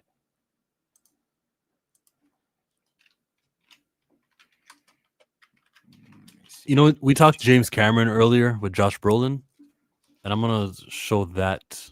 That's what I got loaded up. That James Cameron has got this Ghosts of Hiroshima. Whoops.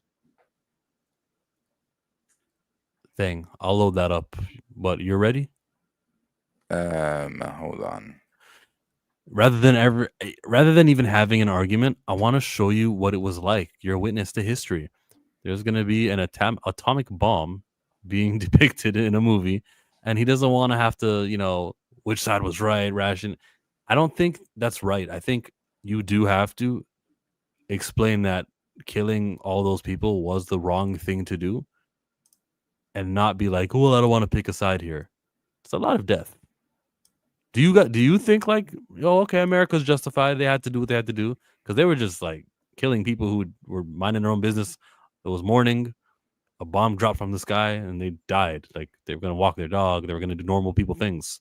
You can't justify that. No, because then we'd have to no, I don't justify that. It's pretty simple. But somewhere in America, fuck yeah, we had to do what we did. That was just on my timeline. I wanted to talk about that. Where is this shit? Is James Cameron even American? He's Canadian. He spent so much time there, maybe. Where is that damn report about Andy Muschietti and Timothy Chalamet? When James announces Darius is getting a cake that says, I told you so. Oh, yeah, I am. Because I'm telling you, it's happening. But where's that report at? Exactly. No Brave and the Bold. Everyone wants to force it on the DCU for some reason, LOL. Well, for the reason would be that Batman is a very high profile character. But if you're Zaslav, you're happy with making another $700 million with the Matt Reeves Batman. It worked the first time, it'll work the second time. Here it is. I knew I wasn't fucking crazy. And it's not Andy Muschietti. I'm sorry, it's James Mangold. That's why it wasn't popping up. I was like, I know I'm not crazy. It's James Mangold, not Muschietti. But still, heist thriller called High Side. An original movie. Yeah. Now, let me see what Muschietti has been up to since The Flash.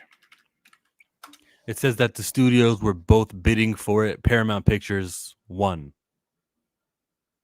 Bidding for the rights to do this Timothy Chalamet movie. Oh, the Timothy Chalamet movie. Yeah, he's the guy. Paramount also nabbed Children of Blood and Bone from Lucasfilm. Muschietti was at the premiere. Oh. For Superman. Was Ezra Miller there? No, that was back in May. No.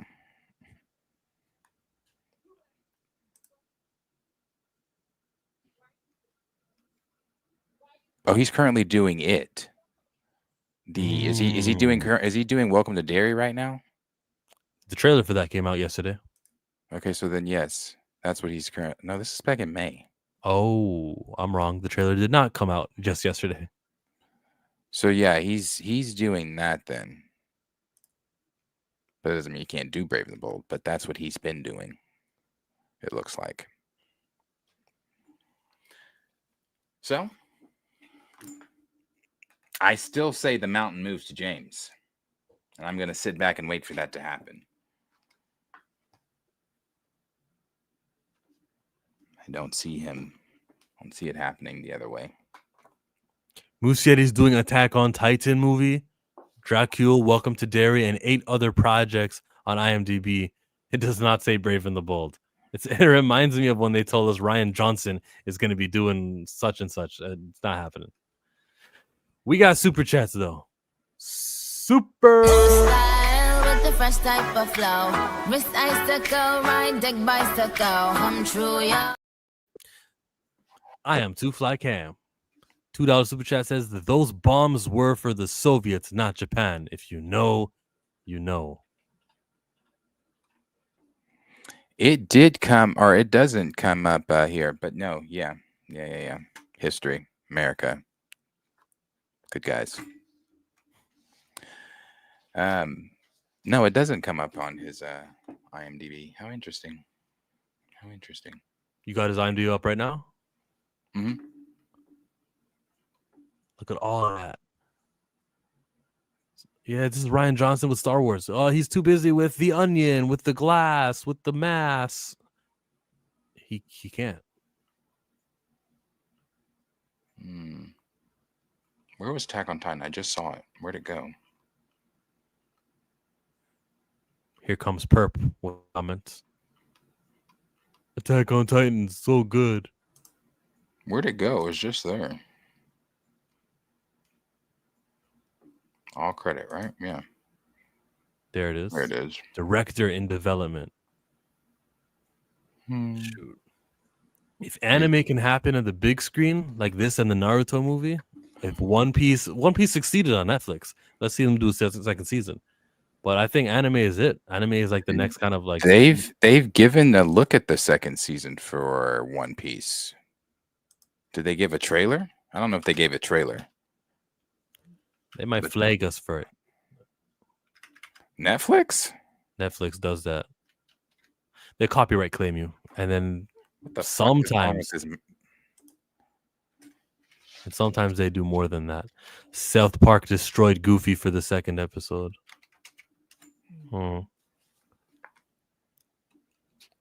Yeah, here it is. First look at One Piece season 2. This was August 4th. This was a few days ago.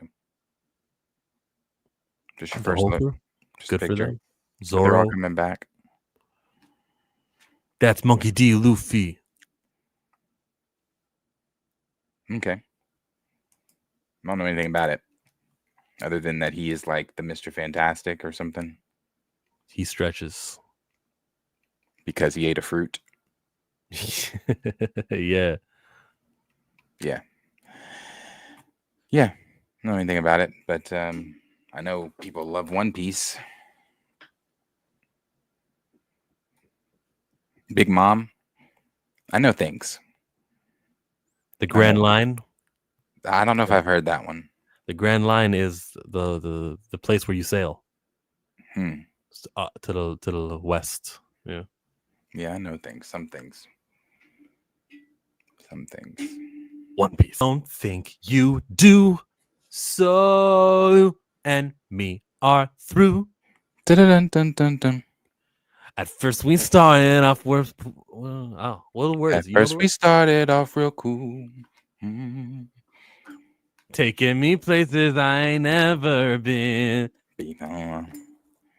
Getting closer, boy, doing the things you do no more. And now he asked to use my cell phone. Call it all day. No, that's it's the car. Drive it all day and don't fill up the tank. And you had the audacity to even come and step to me and ask to hold some money for me until you get your check next week. You're trifling, flip for nothing type of brother. Silly me. Why haven't not found another? A baller. When times get hard, he's the one to help me out. Instead of scrub like you, don't know what a man's about. And then cut back to.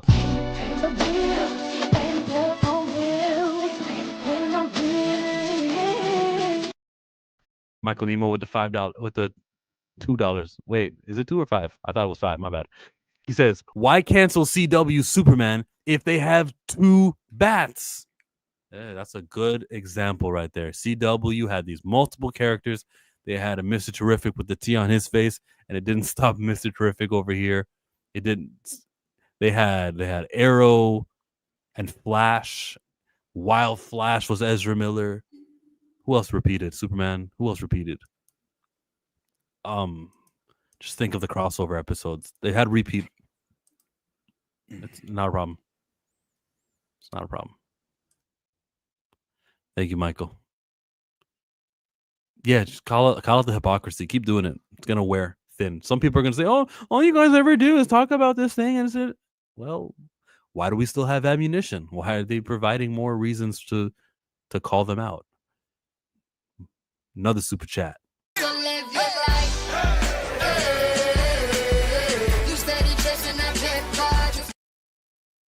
I'm too fly. $5.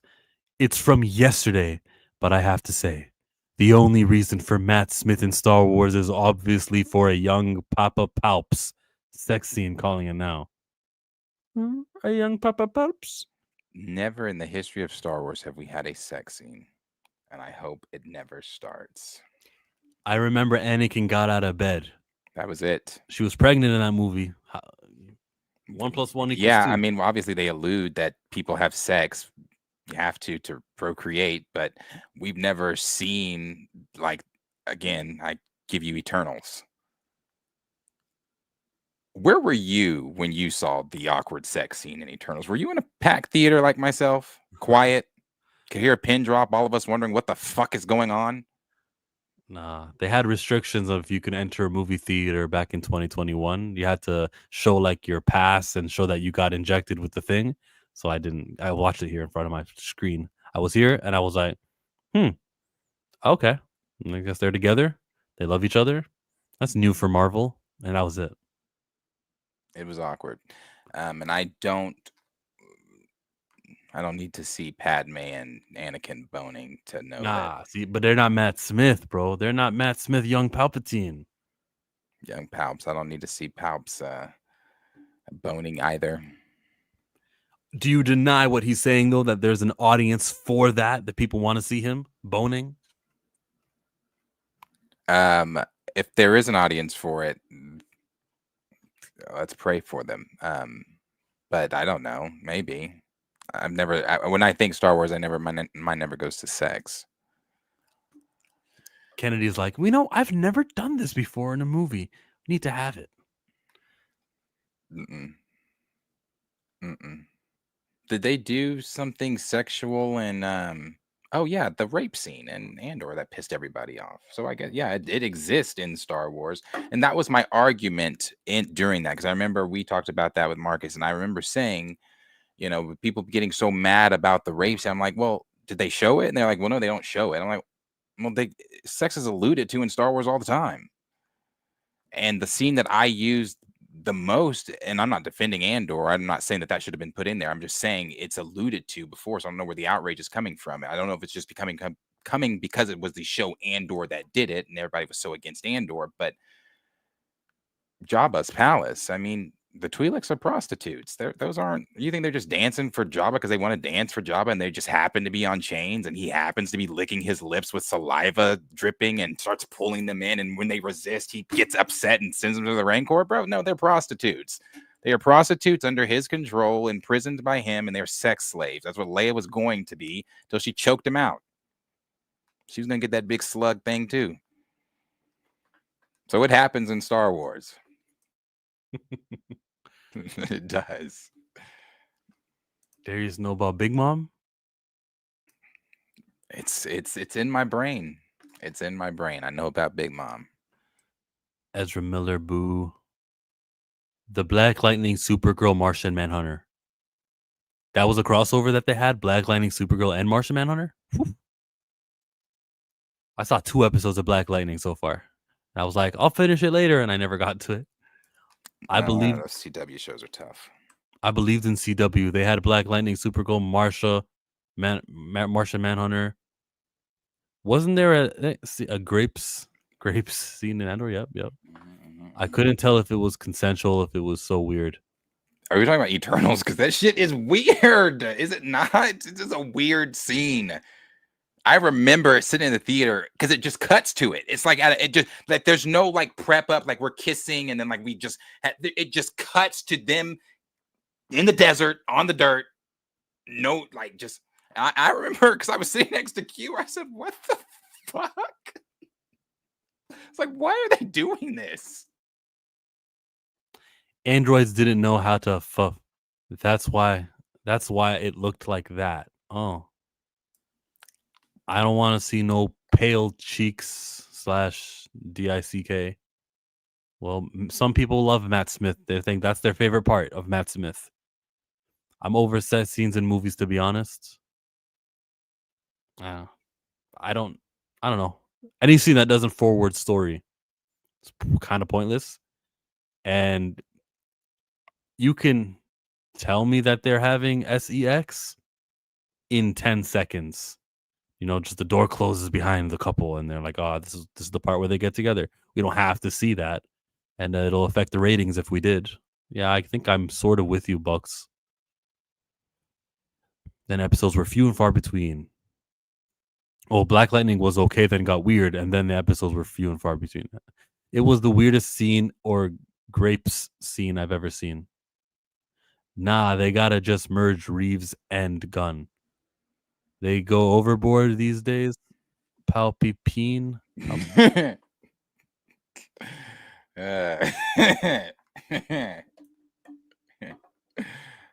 funny. That woke up chat today. Let's go to. Did any news drop in the last few minutes today? Let me check on your timeline. In Peacemaker season 2, James Gunn makes David Ayer's Suicide Squad somewhat canon in the DCU. Yep, that new TV spot where he's talking about how I gotta go back. I gotta go to the new world. Maybe they'll like me there. That's a thing. Let's see what else. First clip for Spike Lee's Highest to Lowest, starring Denzel Washington and Jeffrey Wright. I'm from Mount Vernon. Let's see what else. They're giving more Fantastic Four promo, more Spider-Man stuff. People asked about the symbiote. We kind of know that it's not going to be Venom himself. It'll just be, the little piece there, and a little piece. And yeah, this thing, Iron Man and his awesome friends, the newest kids show coming to Disney Junior. Iron Man and his awesome friends, including a young T'Challa, a child, if you will. Percy Jackson and the Olympian season 3 have begun filming. They've grown up. Those children have grown up. Thunderbolts. Ooh, sure. They have a date. It's going to be August 27th. I thought that was already on there. How are people reacting to it? Doing reactions and posting whole reactions to it on YouTube then? Because they bought it digitally. Oh, it's out digitally. I guess that's the only way. Look, if it's August 27 and it released in May 2nd, the whole month of May, June, July, and plus 20 days of August, it had basically 3.5 months. That's longer than we used to get. So they are slowly expanding the time it takes from theatrical to streaming. Good. Keep extending it because we need a reason for movies to be successful and not be flopping all left, right, and center. Yeah. Somebody who had a great summer musically, Sabrina Carpenter. She was fucking everywhere this year. Everywhere. And last year. Started last summer. Let's see. Yeah, the weapon stuff.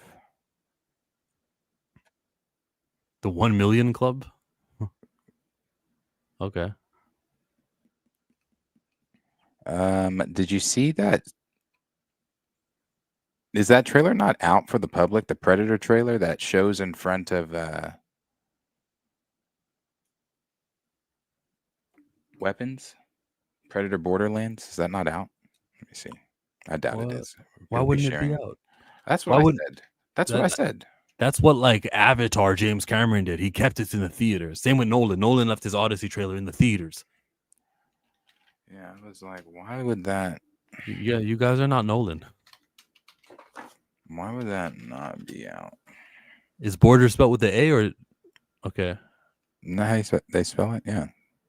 Or is it Badland? Oh. Badland. I thought it was Borderland. Badland. I don't know why this fucking mouse keeps lagging. Since 2019, Spider-Man has got 2 movies. 1 filming, 2 video games, 1 cartoon, and a slew of cartoon movies in production. Armor Wars and Blame was announced in 2019.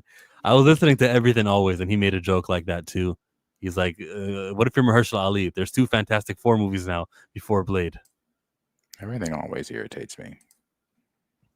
I'm Everything Always. Michael Roman here. You can grab the subscribe button. I hope you enjoy my band. I didn't think this... Oh, is this it? Oh, yeah, this is the one they played. What's the one they played? This thing's pretty cool. This is the comedic part of it. I don't know if I'm gonna like.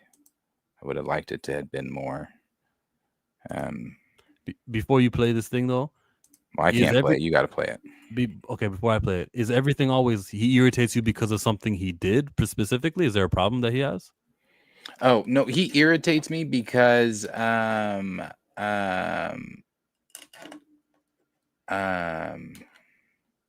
his takes on recast in the past, and it has still been some of his takes on. I don't actually know if he's now so much putting his opinion in it anymore, but yeah, he still is. His takes on recast from the past have irritated me, like Eric Voss and them guys. Mm-hmm. He doesn't shoot down to child. I know that, and that is gripe number 1 with me. What did Cornelia say?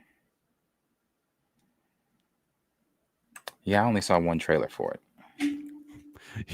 What kind of gatekeeping ass line is that? What, like, if someone else enjoys Predator, you should be like, yeah, more people. What are you doing? Yeah, I just saw the trailer for it. I think the last time I saw something for this, I don't even remember. This was the first time I saw it, and when I saw it, I said, "Oh yeah, that movie." So no, I haven't been on the hype train for Predator Badlands because I thought it was Borderlands. So. And now we are on it. Look, I'm gonna enjoy this. Oh, look at her eyes.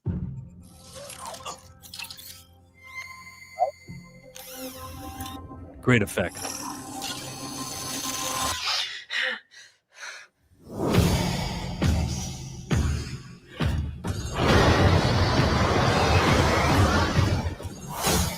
So this is your first hunt.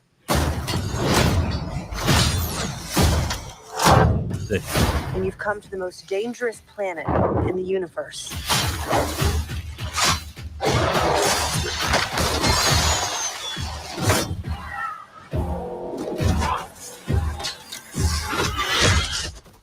Are you seeing this? Last night in IMAX.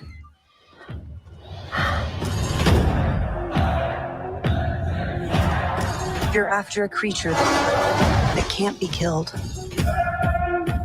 The definitive apex predators. I could help you.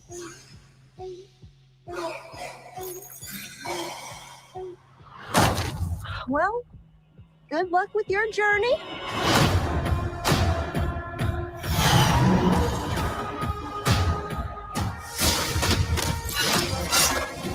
Here, you're not the predator.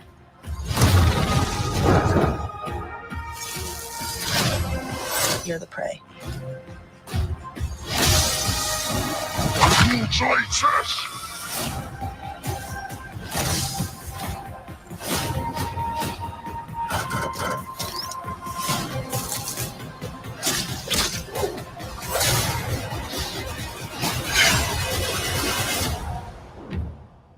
Yeah. We might not be alone in this hunt.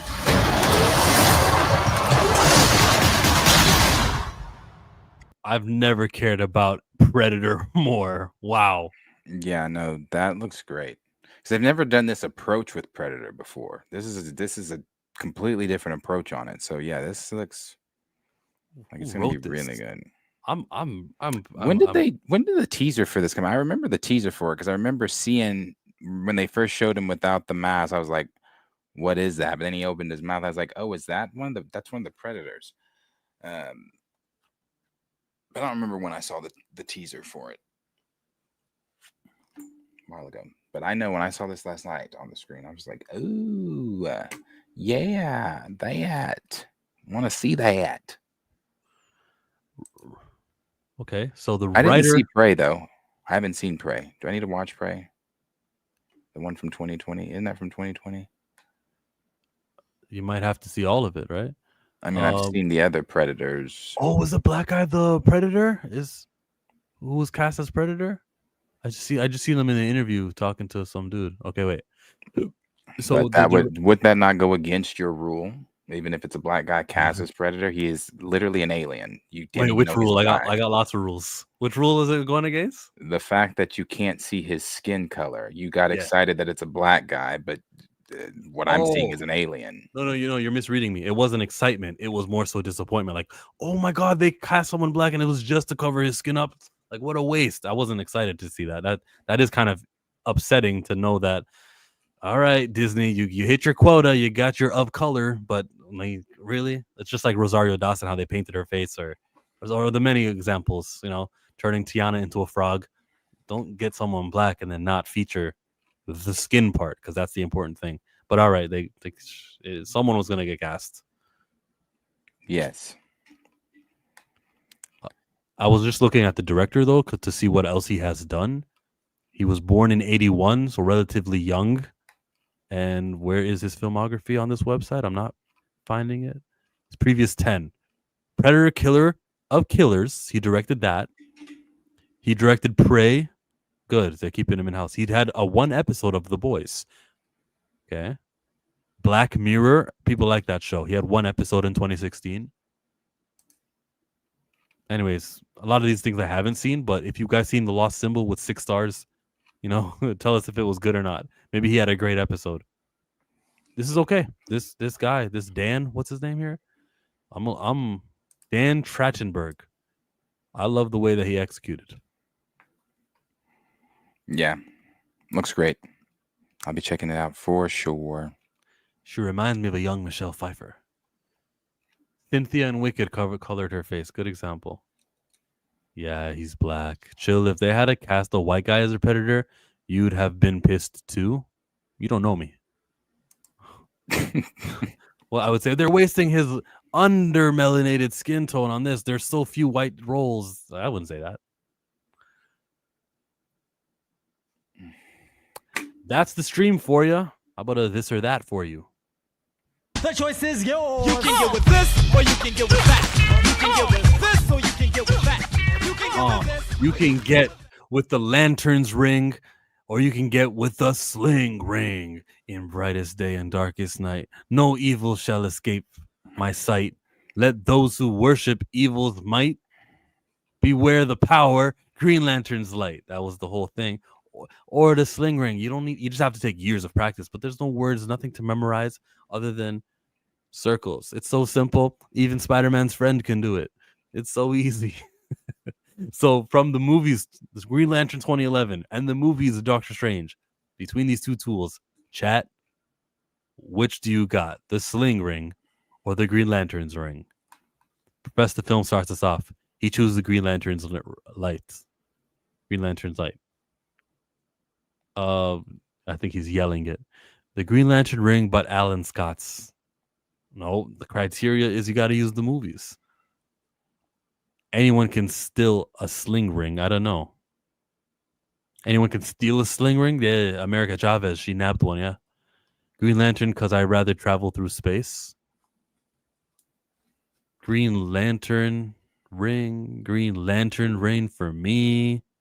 Give me Lantern's ring. Sling ring is magic, and black folk don't mess with sorcery.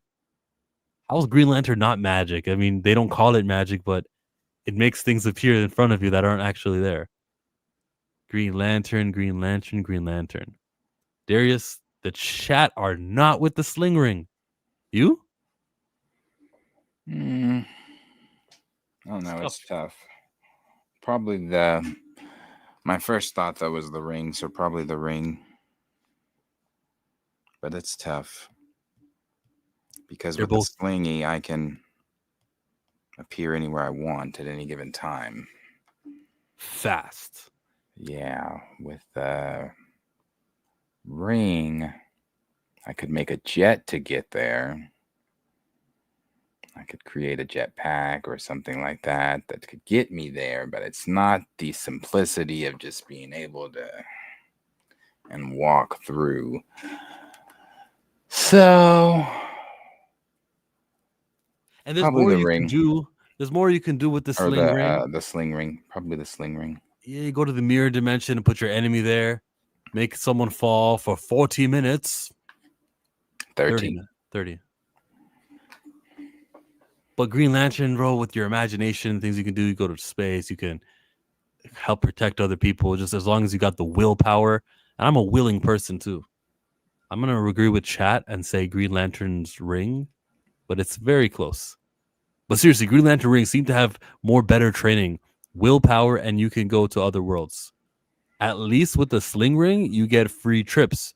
But I'd rather have powers. Sling ring will do powers. We'll get you stuff.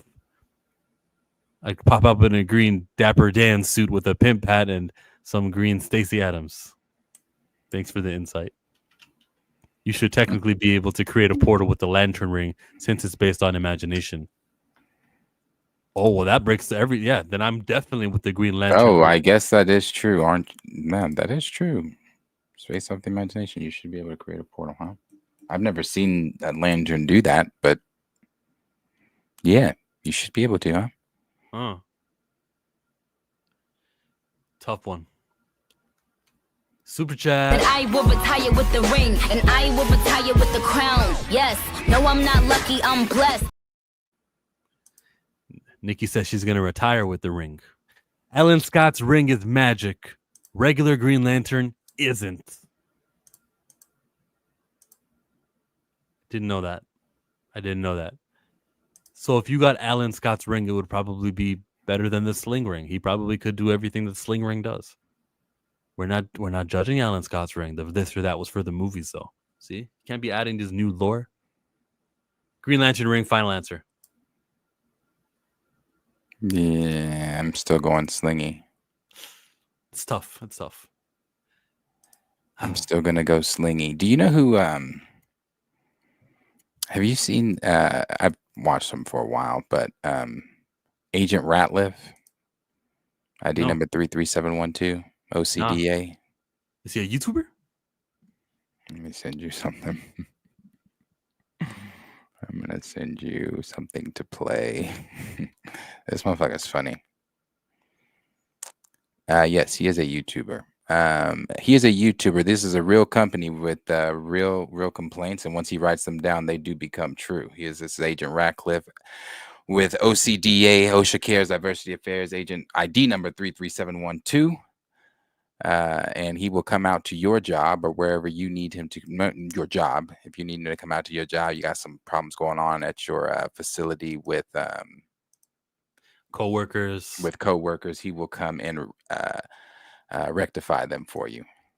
Yeah, I don't know. I think I've seen this guy in a couple clips, and he'll chew out your boss. He'll do what you want. And they're hiring. They're high. Yeah, I think you. I don't know if you pay or not. I sent it to you in the deal, but I've watched for a while. But motherfucker is so funny.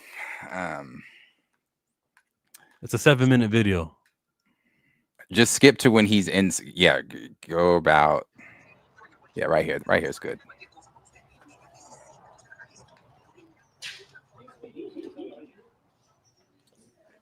How you doing? My name is Agent Ratliff. Okay. You're not gonna shake my hand? Fuck it then. I said you're not gonna shake my hand. Fuck it then.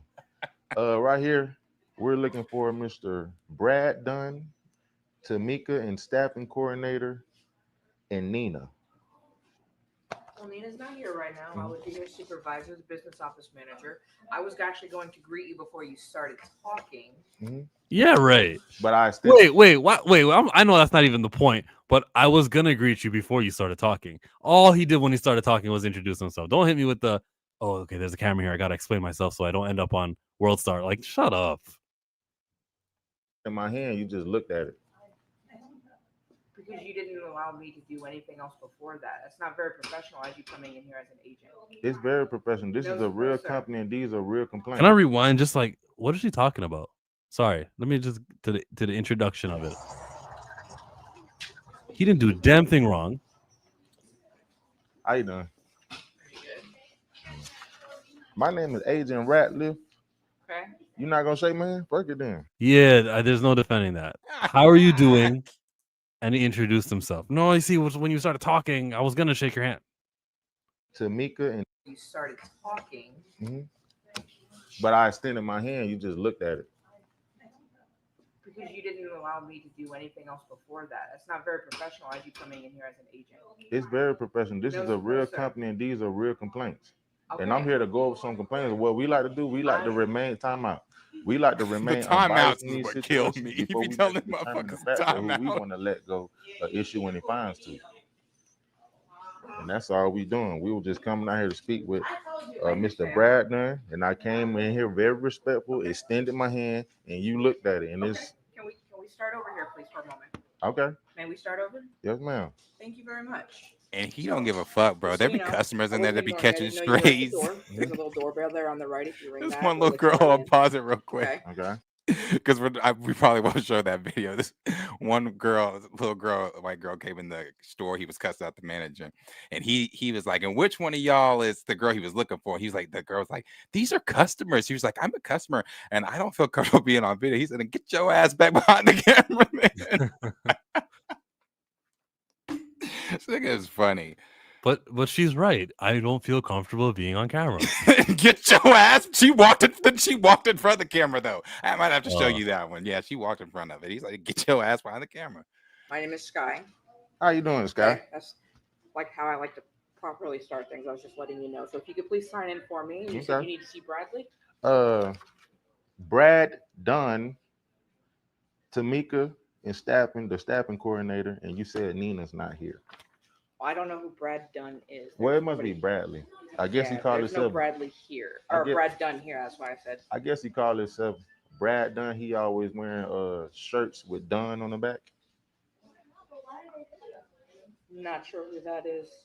Can I help you, sir? Thank you. You want to be on video? Well, I just want to know what you're doing here. Oh. I'm the administrator. We're coming. What's your name? Tamika. Your name Tamika? My name is not Tamika. Oh. Okay. Well, my name is Agent Ratliff with Occupational Cares, Diversity Affairs, ID number 33712. And we were coming out here to go over some complaints. Like I was telling this young lady, what we like to do, we like to remain unbiased in these situations before we make a determined fact of who we want to let go or issue any fines to. Okay. So yeah, so who are you, the supervisor? I am the supervisor. That So is if you'd our like to have a administrator. conversation in my office, we So can. you lied to me. But I'm not No. giving you permission. I told to you I videotape was me. Nina's supervisor. She's the receptionist supervisor. Okay. So if you would like to come have a conversation with me, but I'm not giving you permission to videotape me. Look, listen, time out. Go ahead and call the cops. Everybody, look, we're gonna be recording, and I don't care about you calling the police. We'll couldn't throw wait. a sticker.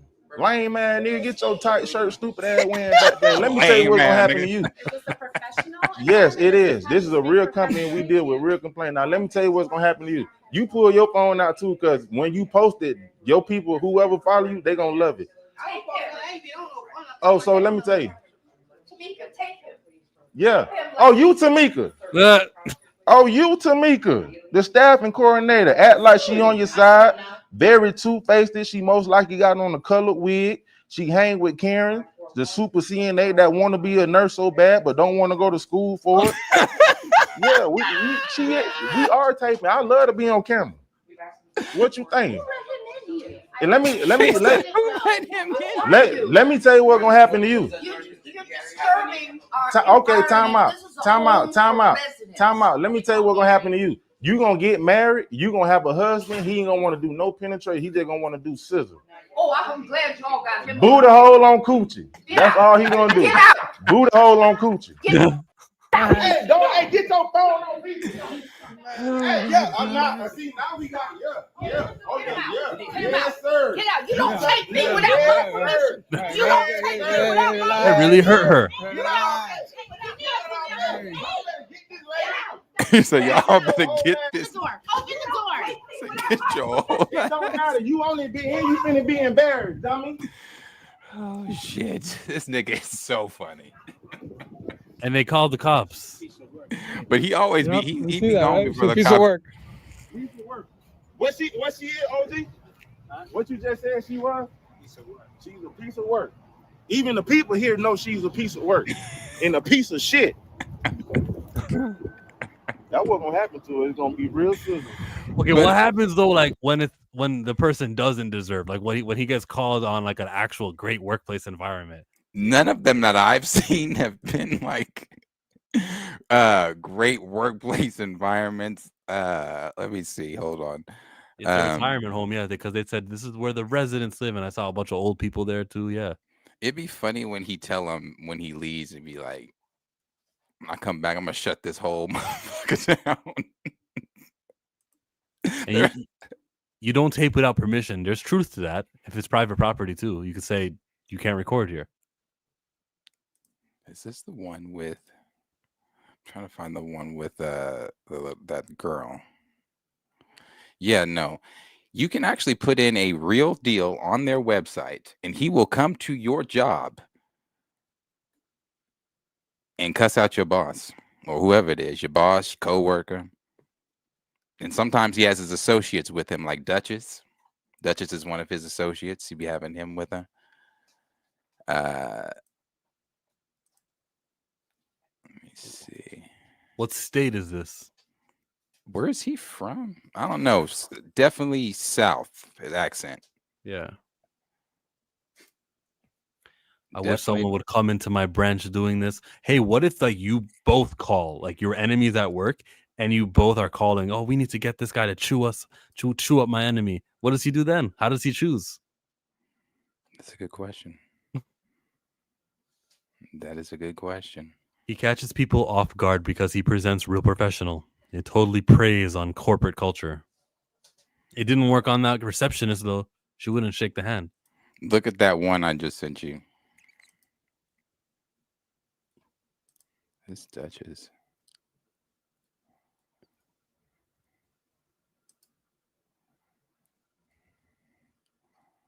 Yeah, that's the thing. These people be letting him just back there.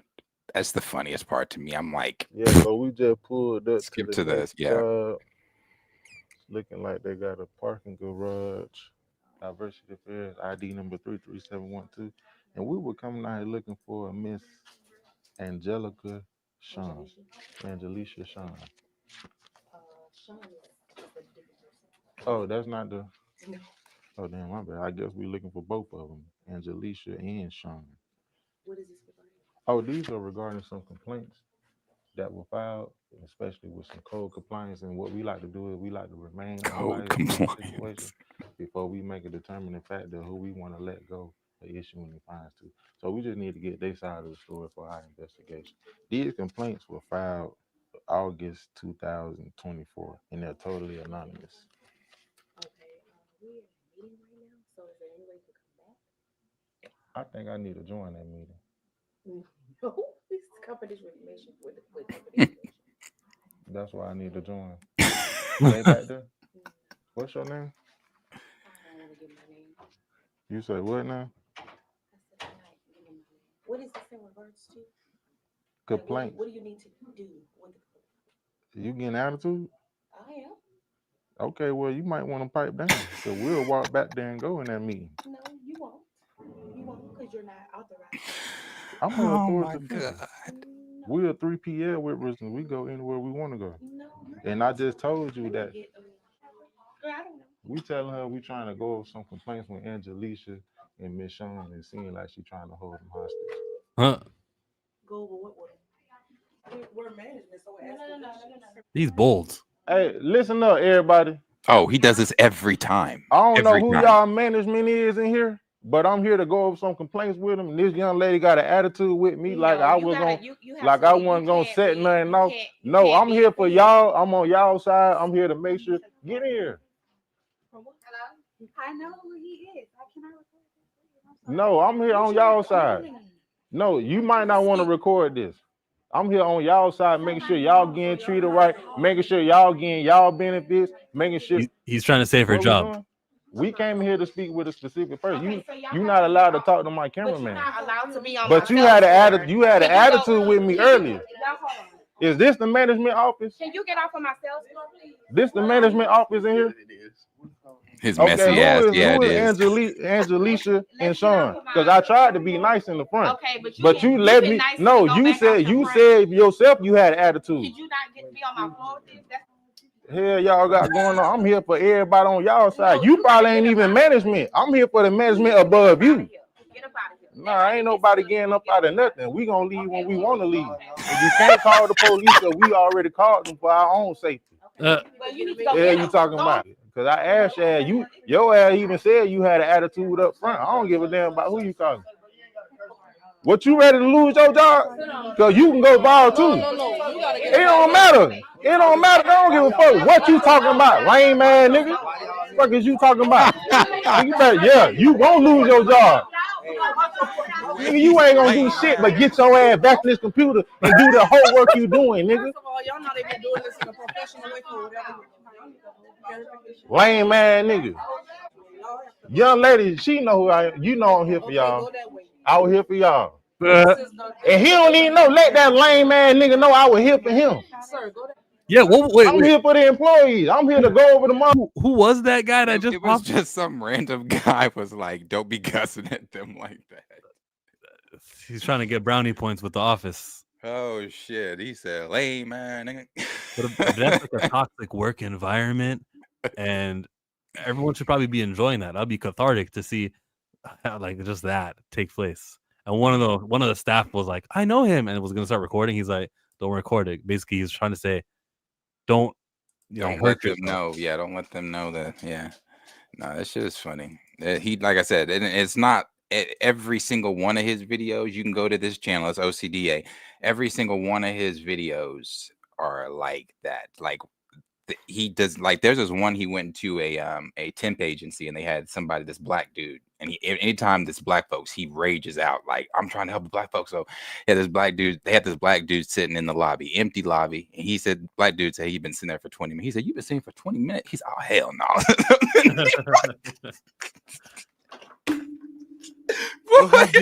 You don't have the authority to go there. I'm an authority figure. Yeah, that shit is funny. And he always be like, oh, we already called the police for our own safety.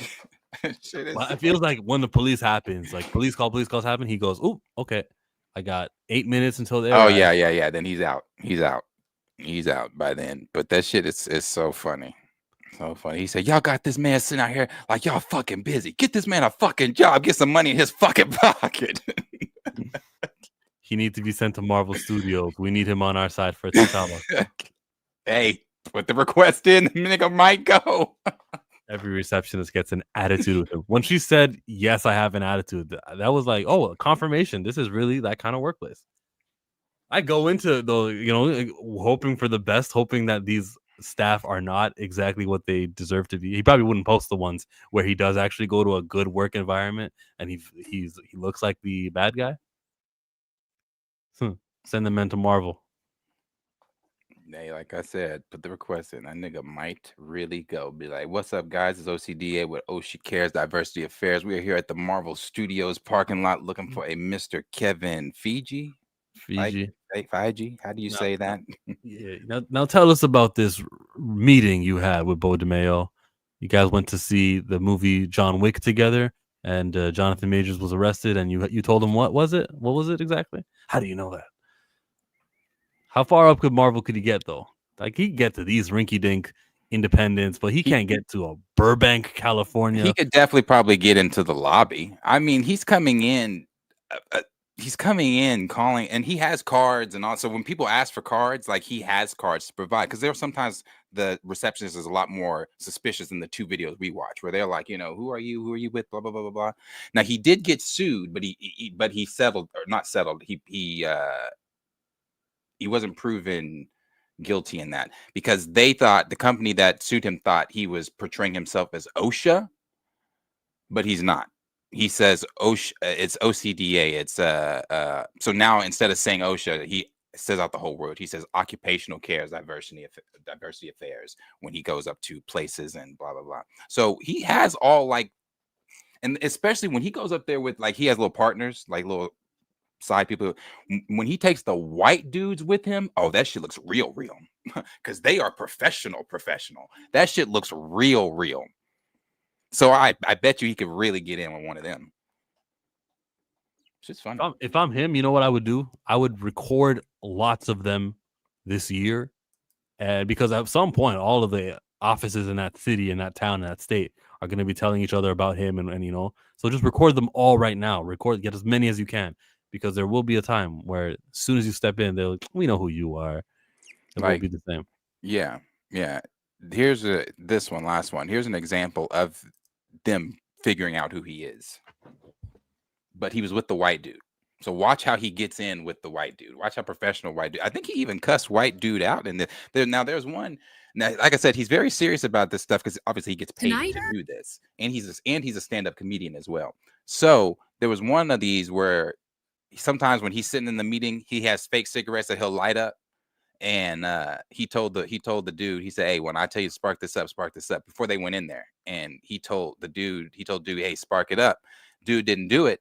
And when they got outside, he was like, "Yo, bitch ass, when I tell you to do that." He's like, and then he was like, "Hey, bro," he's like, I love you. I want to do this with you. And they got serious. Like, he's like, "I love you. I want to do this with you." He's like, "But you see how many cameras are in there?" He's like, "Do you see all the ordinance, the signs they have?" Blah, blah, blah. He's like, "I couldn't do." He's like, "Nah, bro. When I tell you to do that," and people in the comments like, "Nah, you gotta fire him. Let him go." He traveled because he was in Philly. No, yeah, he goes around the country. We just checking on the residents, checking on the employees, making sure everything's good. Are you in state? No, we're with Occupational Cares Diversity Affairs. We're actually looking for the administrator. This is after Ms. the lawsuit. Melody, but my partner, I think he's already found it. So we were just oh, there you go. Sorry about that. He said the administrator might not be here, but there was someone else. Well, we gonna talk to somebody. My name is Agent Holden. This is Agent Ratliff as well with Occupational Care How you Diversity doing? Affairs. Okay, how are you? Good. Reason we were here is we heard about some complaints and co-compliances. We were here to maybe go over those with you. There may be like a back room we could speak in. So you would need to speak with our administrator? All right. Melody? Yes. And what about Miss Paris in I am HR? Paris. Oh, so you Paris. So Yes. your name's on it, so we need to talk to you as well. Okay, no problem. Mm-hmm. Okay. Okay. Is there anywhere we can speak?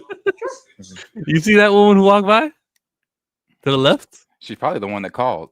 Yeah. It's funny that if you read the comments are always trying to look out for the person that called because they're always like, "Oh, we know who called. We know who called." Yeah. Is there anywhere we can speak? Sure. So let me call Melon. So who are the complaints for? The complaints are for Paris and Miss Melody. For who? Like what person? Oh, the complaints are totally anonymous, Oh yeah, I don't know. Okay, no problem. but I can read them out to you verbatim. Sure, that's what I said. No, you can read them out. Yeah, that's fine with me. People are hilarious, bro, when they're guilty. Oh, really? Okay, yeah, I got nothing to hide. Sure, yeah, of course. With the light. Hey, Melanie, I got some gentlemen here. Occupational Care Diversity Affairs. That's Melody. She can stay on the phone. Yeah, Occupational Care and Development Affairs. They said they're here on some type of complaints for me and you. Yeah, so eventually They're we're on a what? yeah, A so complaint. essentially we're an employee-facing company where people that are employed under certain businesses will reach out to us, and then we'll go ahead and have to follow up on complaints as well. There might be some from residents as well. They are completely anonymous though. But we You can't see go how around smooth those for he you is. as well. So I share facilities. I'm at my other facility Mhm. today. Yeah, so can you stay She on the can stay on the phone? phone. Yeah, sure. Okay. Matter of Who fact, is he? let me. Have him call me. We're gonna stay on the phone from the conference call. I'm gonna go back and get the briefcase. Can you just call me because I need your business card and stuff. I need to know who you are. Yeah. We do have identification stuff. We can go ahead and take a picture of that and scan that for you as well. Off of your phone to my work phone, please. Which number you want me to give? It's 409. The number I just called? Yeah. Okay. No problem. Yeah, Antonio, you got assistants. No, you got to see the ones with Duchess, the girl assistants, because she go just as hard as he do. She's a keeper. I said keep that bitch on. Because she is funny as fuck. Number as well. He took all the equipment. Where did you go? Did you just have to run to the bathroom? 39. Look, I be your own kind. Won't even let us do our job. Oh, okay. Yeah, y'all gotta go. We are real. We a real company with real complaints. We record because this is for quality assurance for our company records and transcripts. And it be your own kind trying to turn us in. We here trying to take up for y'all. We here for the employees. Yeah, we trying to make sure y'all get canned goods and toy drives for Christmas. Now they don't want to hear these complaints. Guess what? Y'all gonna hear them anyway. Ghetto as hell, smell like a sewer as soon as you walk in. Melody play like she on crack, don't care about the building, the residents. And I don't know why you trying to act like that. You know everybody know about your bladder infection. That's why your ass can't sleep at night now. Sleeping on that ugly ass mattress. Know your mattress ugly as hell. It don't matter. We already called the police for our own safety. The police is here for our own safety. You just another hater. We came up here for a reason. Don't want to see the black person prosper. Don't nobody care about you calling the police. A young Kiki Palmer looking ass bitch, spider looking ass, bug head ass, stupid hat having ass, greasy hat having ass. Hi, I'm at Crawford Manor. Turn it back on them. That's why you told them, and you going by with your egg ass. That was for our Man, shut up. Y'all on drugs in this, but you and Melody. Y'all all hunching in this motherfucker. And you stink too with them ugly loose ass pants on. He be frying these motherfuckers. Oh shit, he be flaming these motherfuckers. That motherfucker just caught a random stray. Oh, that shit is so funny. When I be dashing, I be playing this. It be making my dashes go by because it should be so. I'm in tears. Ah, shit, that's funny. He's a young Kiki Palmer. We got to play something nice to counter that. Enjoy, learn. Oh, it's official. Shit. Did you hear? Georgia just ratified the 13th Amendment. What? You mean, yep, slavery is now officially and constitutionally banned in the United States. Wow.